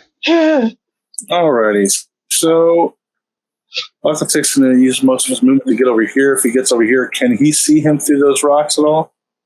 I'd say peeking around. He's still popping in. He's getting hit with the moonbeam and the arrow, and he's dodging an arrow from up top. You can probably find him back there. All right. I'm not going to try anything too fancy. I just need him to make a wisdom saving throw for 15. I'm going to use Toll the Dead on him. Okay. Toll that. Hey Whoops. there. Hey there. Should have plus 3, so 15. Huh? 15 total. What's that? Yeah. No, his is 15 total to save for wisdom. Oh, okay. Yeah. He saves. Okay. Then I'm just going to use my last bit of movement just to be like, well, shit. Just back one down. And that's all I can do. All Good right. to go. Squeeb. Well, shit. Well, shit. Squeeb the Iris. All right. So that moonbeam, that's like constantly going every time he has a turn, he takes damage with that. Is that what happens? As long as he's in the beam, yeah. The beam. Oh, and I'm prone, so I guess I'll use half my movement to get up. And then I guess I'll use the other half of my movement to try to get back on Baktak. Mm-hmm. And then, let's see, I could do. Hold on 1 second. You can see. Sorry, I can't see him. But does that mean, since I used all my movement, but I got on Baktak, can I use Baktak's movement? No, I don't. Does Baktak has a turn? I think that would be a little much. Give me 1 second, though.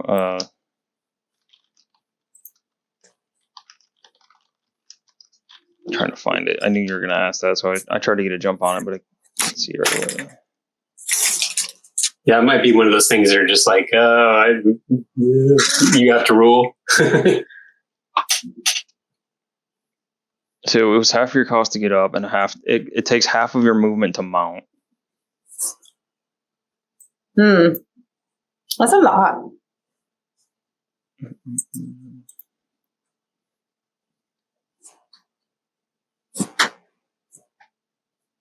And then I control Baktak on my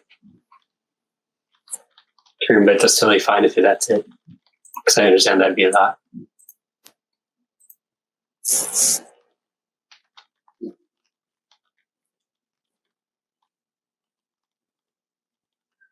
One sec, trying to find it.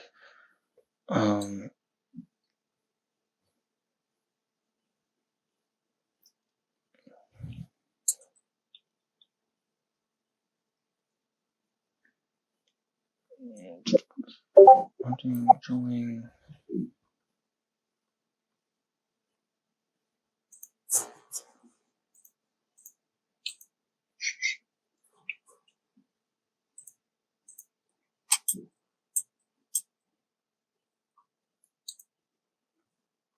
One second. And you can just say no. Oh, it's good to know for future stuff too, because if you're gonna keep being mounted, it's good to know. It's gonna come up again. I'm gonna say I don't see it here, but I'm gonna say probably not, because it would be you'd be getting a shit ton of extra movement out of it. Mm-hmm. So I'll say no, but then that might change down the line. I'll look into that rule later on. Righto. I can't see him from here, so I will do nothing. Or I'll hold I can hold an action. So the mountains moving around. Full speed, the character discount moves full speed. Let's see. I might have found it. One second.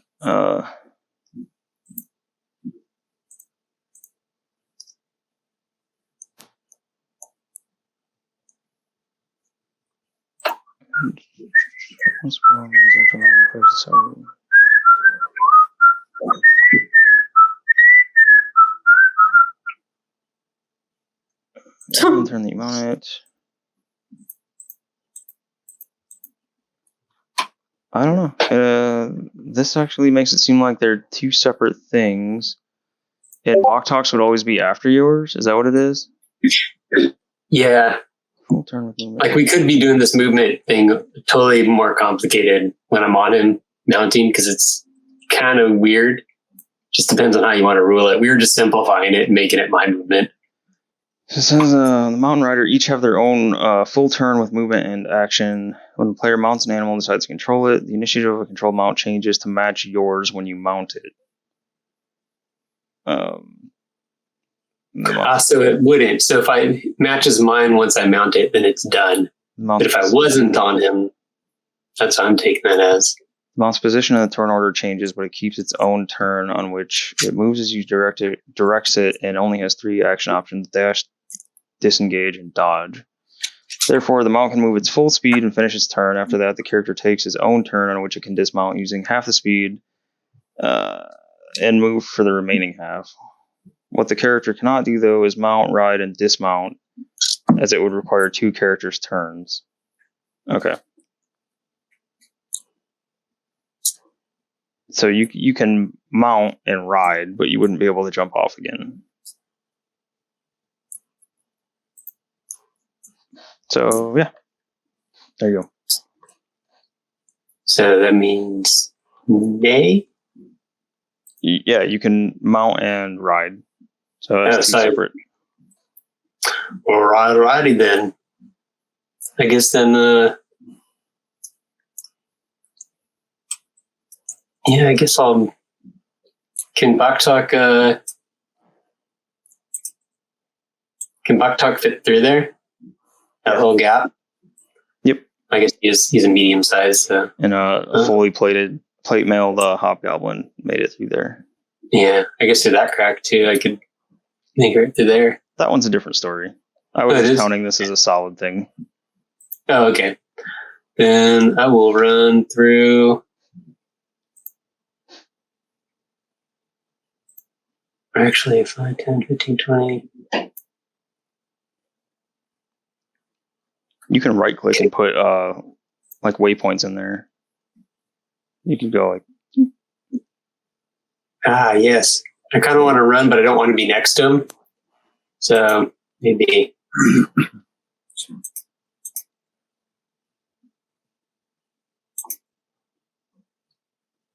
That works. And move there. Okay.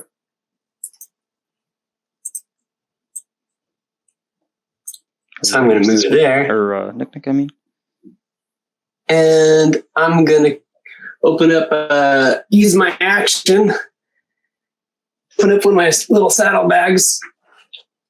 And a bunch of my dung beetles. I'll start flying out towards him. And he's got to roll. Dexterity? Let's see. I think it's a con save. Hold on. There it is. Con save 15. Okay. To see if the buggies actually attach onto him. Natural 1 for a total of 4. All right. And all the beetles grab onto him and start flying. And he flies up 20 feet in the air. What? What spell are you casting? It's levitate. Oh, damn. What? I'm laying down for tickety 2. A tickety 2? Tickety 2. Yeah. Burt Reynolds right now. So he is 15 feet in the air. I wish there was a way. 20. 20 20 feet. feet? Can he move if he's... Target can move only by pushing or pulling against a fixed object or surface within reach, such as a wall or ceiling, which allows it to move as if it were climbing. You can change the target's altitude by up to 20 feet in either direction. If you're the target, you can move up or down as part of your move. Otherwise, you can use your action to move the target, which must remain in the spell's range. All right. He is 20 feet airborne. I wish I could put some kind of flight thing under him, but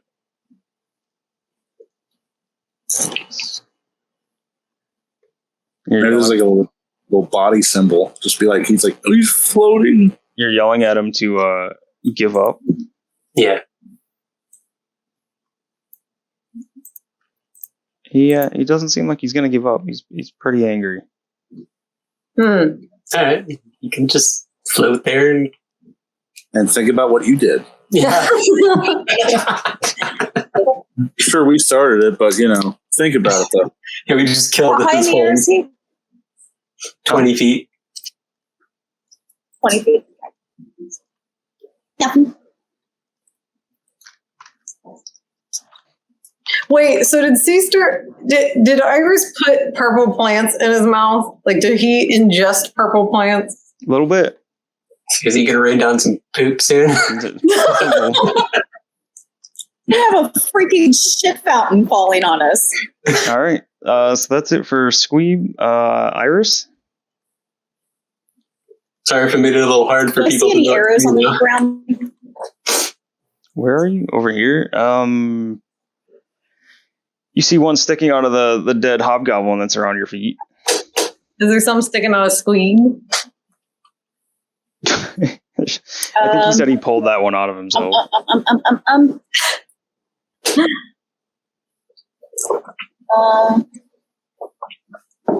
momento. Okay. I will Actually, grab that arrow. you see the arrow that's embedded in that hobgoblin. You also see on the hobgoblin's back he has a longbow and a quiver. Oh, crap. Oh. May I grab those things and take them to Charteau. Let me look at the distance here.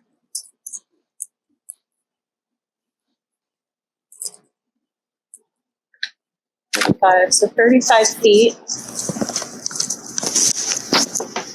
I will give him the Charteau, and toss him the things. And let's see, at 50 feet.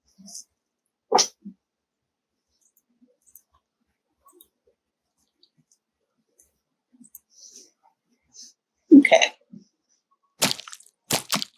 So I will throw the quiver and all that stuff to Charteau and say, bye, Charteau. And run down here. Okay. And Charteau, the quiver has 5 arrows left in it. 20 feet, huh? Yep, 20 feet. And I pulled the one out of his body, too, if that's okay. 6 arrows total. Ooh, I can't reach him up there. Do you have darts? Yeah, I do. Or a dagger. All right. She wants to hit him All right, with her I dick will arms. throw. True. I do. I really do. I mean, pay attention All right, to so your I will use- surroundings. Oh, can she jump up on the rocks or anything? Do some dope monk shit. Maybe. I think I already used all my movement. Yeah, you did use all your movement, but I'm just saying there's probably other ways you could reach him with your grow stick arms and things. I'll have to wait till next turn. Well, yeah, I'll have to wait. I guess I'll go ahead and throw 2 darts at him. Okay. All right, let me roll. I'm going to aim for both butt cheeks. Left butt cheek. Oh, natural 1. Just go sailing off in the distance. Your dagger is gone. Right butt cheek. 21. All right. So you hear at first you hear like the ting of the metal on metal, and it's like it sounds a little different at the end of it. Like it might have found purchase through the armor there. And your dagger doesn't come back down, just hanging there by a butt cheek. And 8 points of butt cheek damage. Oof. He's being held in the air by all these. Oops, that's the wrong damage. Ooh. He's being held in the air by all these beetles, like some kind of like fucked up Snow White or something. Pinata. And just takes a dagger to the butt cheek while he's being held in the air. Is this his turn? If Iris is all done, it's going to be his Yeah, I'm done. Yep. So he needs a con save against your purple plant. Oh no, he's going to poop on me. No, Poop your pants. he makes the con save for the plant. Then fart mildly. You see, like he's struggling up in the air, but he. Whoops, that's the wrong thing. I need this one. Yep, there we go. He like looks up and he sees what's happening with the bugs. He sheathes his longsword and he pulls off 2 javelins that he's got with him, and he. Let's see. He would have been facing inward, so he has you for his options. Oh no. Squeeb, knowing that you were the one that's got him floating in the air, and he looks pretty embarrassed. He's gonna whip one at you. Use a Octux. What is this reaction to disadvantage that attack? All right. Is it? Does it on range too? Yeah, I think it's on everything. I'll read it off. Reaction: deflect attack. The defender imposes disadvantage on the attack roll of one creature it can see that is within. Oh, never mind. It has to be right up next to me. So no. Right, so yeah, that doesn't work on range, only melee. Nope. All right, so you are taking a javelin crit from on high. Ooh. So it's a d6 roll of d6 roll of 2, double is 4 plus the 3, so you take 7 damage. Well, that's not too bad. That's not bad. And he throws the other one down at you. 27 total. This one hits for 8. 8 damage? Yep. And he starts swearing and cussing and demanding to be let down, or it'll be even worse for you. Does he have any more javelins? He appears to be out of javelins. Just looks like the 2. He got a roll for Moonbeam. Does. All right. What is it? Con? Yeah, con save 15. 17 total. No, it's a con save. All right, never mind. Oh, wait, what? Nothing. I was going to say if it was Dex, I was going to give him disadvantage, but it's con, so. Yeah, I did not roll well. So it was 4 total. What is it? Halved, I think? Halved. 2 Yes. damage. 2 damage. Okay. Bad was bad. All right. So these guys are all dead. Should just take them out. Boop, boop, boop, boop, boop. All right, Mastella's turn.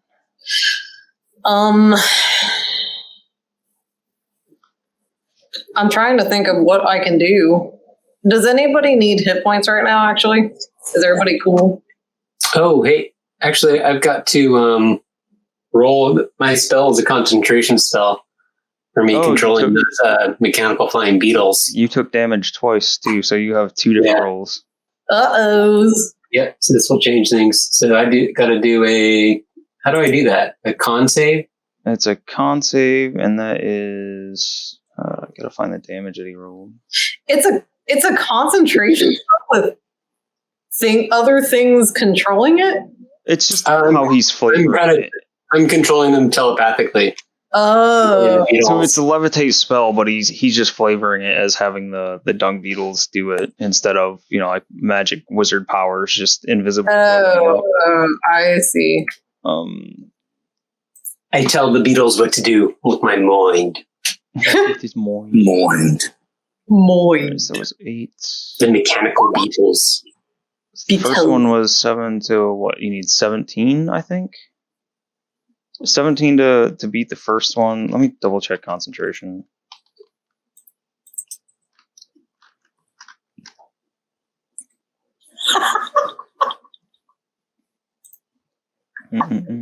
What? Nothing good about. Jeez.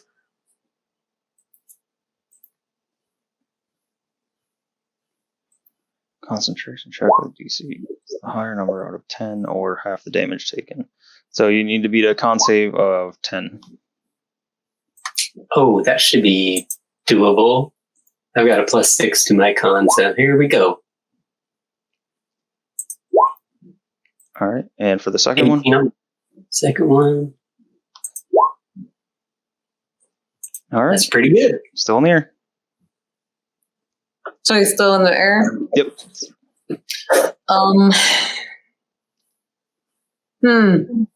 Like a pinata. A gob. Yeah. Gabyard. Hobyard? I am not sure what I can do.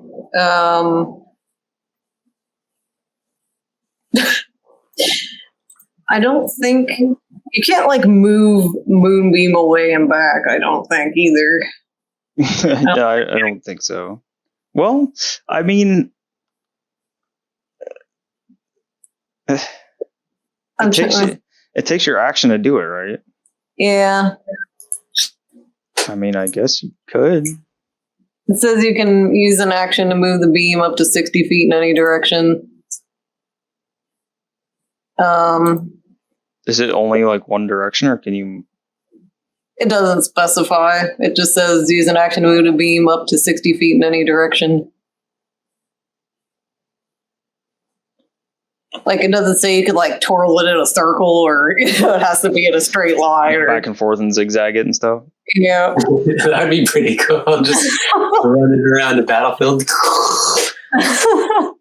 I'm looking to see if it says anywhere, but I don't see that anywhere.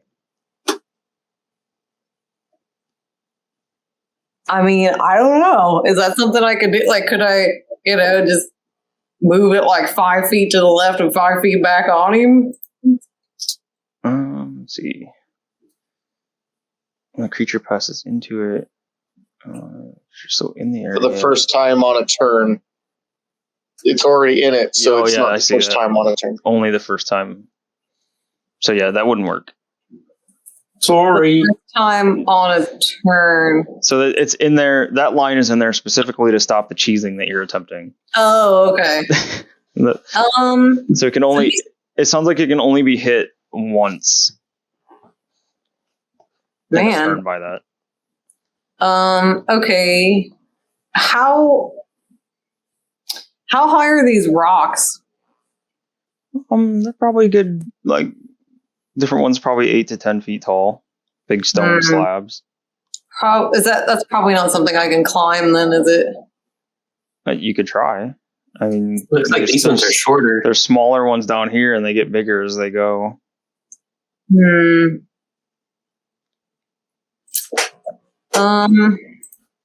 Sorry, I was trying to levitate him to get him to just stop up there. What are you gonna do now, buddy? It's all right. I just have to think about what the heck to do now. Throw a rock at him. I don't know what I can do, actually. I guess I should have tried You talking can just to him. let him sit in there. I could, yeah. So I can burrow. He's vacant right now. I can burrow. I'm looking to see how deep. I think it's 5 foot. And he's 20 feet in the air. How much fall damage do you have to, like, how far do you have to fall to take? How far do you have to fall? It's a D6 for every 10 feet. It's what is it? A D6 for every 10 feet. So from where he's at right now, he would take 2d6 fall damage. Oh, so like another 5 feet wouldn't even matter. But the last line of levitate says when the spell ends, the target floats gently to the ground. Yeah, it is still that's the bad part about Oh. it. You can't hurt. You can't fall. No matter how high you are, you like better fall. I forgot about that. Okay, so what I would do then is I guess I'll just I know you've got some range spells, don't you? Huh? You've got to have some range spells, don't you? I'm in badger form. Oh, right. I could come out of badger form. Maybe it's better if I just come out of badger form. Badger. I was kind of hanging on to it, but I guess I could drop the spell, but I'd have to wait till my turn. that's okay. I don't think it's worth doing that anyway. I'm checking I have so many concentration spells, it's ridiculous. I ruined it for everybody. Just thought it'd be more fun to have him levitate. No, it's fine. No, you're fine. You trapped him. We can all just take like pot shots of him now. Yeah, basically. I was just trying to think if there was anything I could do. It'd be a race of who gets to him first. The Moonbeam, Shardo, me, really anybody with range. I could bring him lower and we could just pinata him. I will, tie a rope onto him and raise it, or I'll just raise and lower him. Someone swings at him, I'll raise it up. Goblin pinata. yeah, I will come out of badger form, I guess, so I can do something to him, because I can't reach him in badger form. Unless somebody wants to pick me up and throw me at him. Yeah, get over to me. Do it. Where is Caesar? This Who's is the like best throwing Caesar? A 3-foot goblin trying to throw a badger 20 feet in the air. With my dick arms. The dick arms go 10 feet higher. Oh yeah, and you can use them for other things than combat. It said, I think. Can Caesar lift a badger? Are you a cave badger?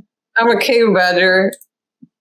I'm a medium, I think. Is that too big? That might be too big. You're a medium as a cave That'd badger? be a good thing, probably. Are you? Cave badger's medium. They are? Yes. I don't think she'd be able to lift you up then. Damn. How strong am I? Actually, what your dick arms, like what's like how do you know like how heavy you can lift something with dick arms? Does it specify? I don't think so. Let's see. You know, is it like your own strength or is it like something special since they're not like real arms?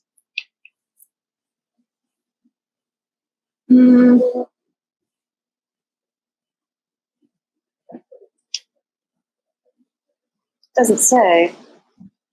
Wait a minute. Or are they only for punching? Are they not for like picking up things?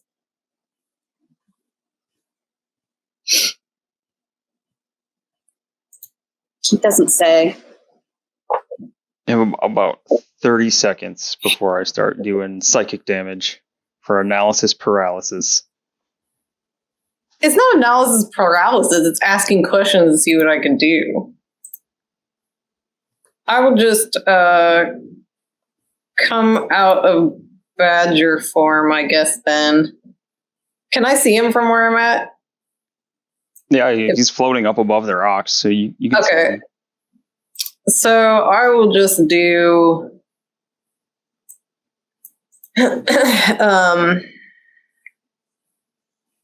I'll do frostbite.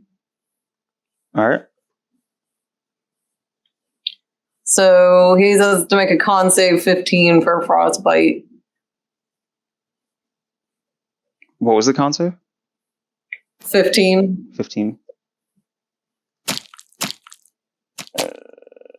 Natural 1.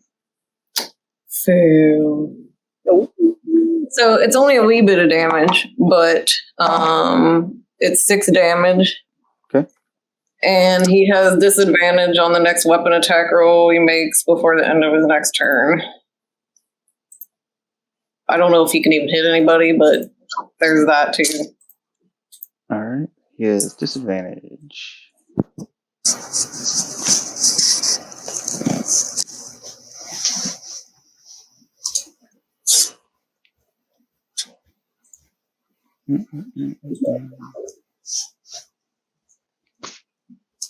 Okay.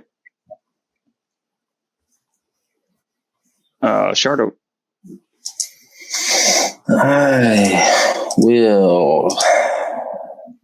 Jake, we can't see you. Can you not? You asked that like you didn't turn the camera off on Is that better? bag of dicks. I will cast Hunter's Mark on him again. Okay. And normal shot.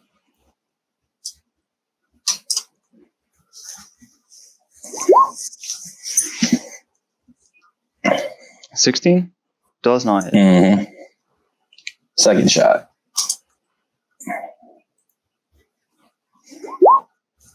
$25 hits.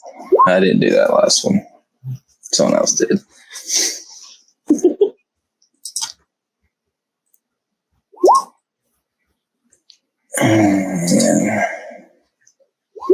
For 6 damage?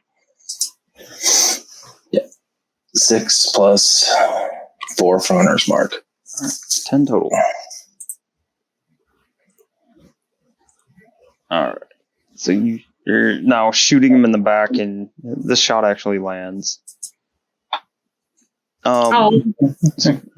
This one lands up like just looks like you've taken a chunk out of the side of his neck, and he's like now he's reaching over and trying to staunch blood flow there. He's looking like most of the fight's leaving him.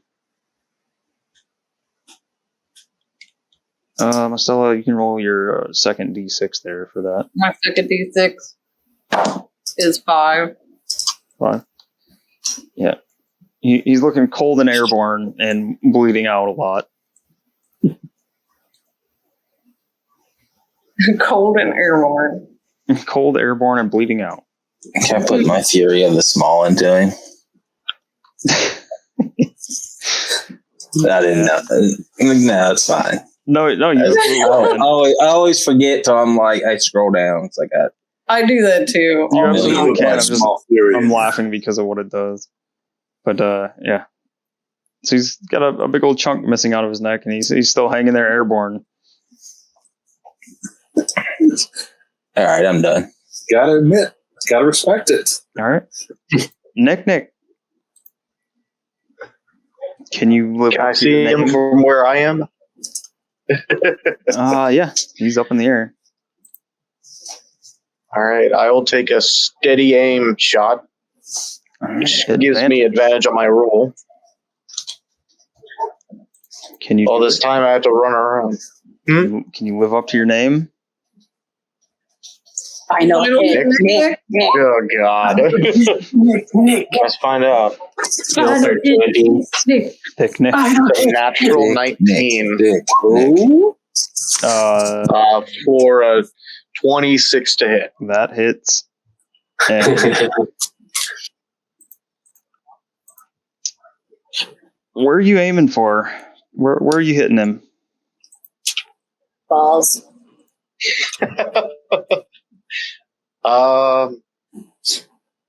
You are down below. Where is he facing right now?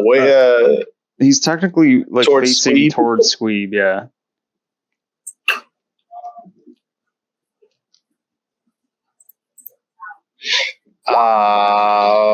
Right in his eye. You're gonna finish in his eye. The brown one? Oh, God.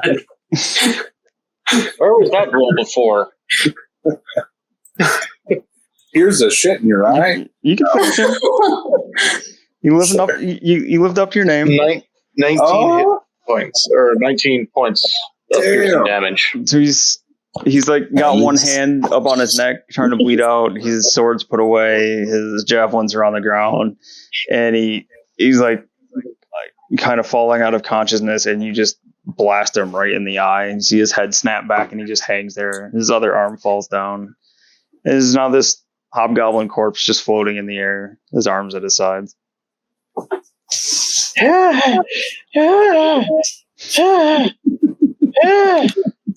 Good job, Nick. I pat Nick on the back from right next to it. I'm sorry. You're sorry. I think we started fighting because I got caught. I'm sorry. I'm sorry.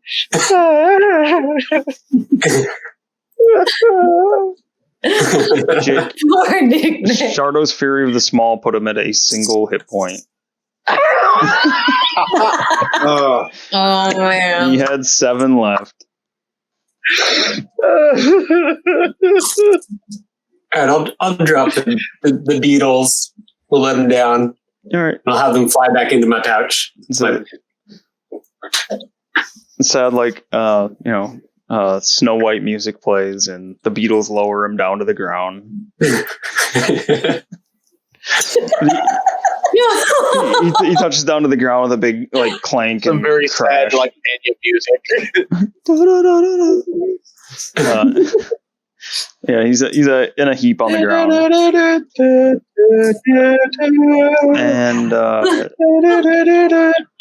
that ran a little long for that session. So we'll stop it there. We can pick up next session with maybe some looting and some recovery. So and possible feeding the bodies to the ogres.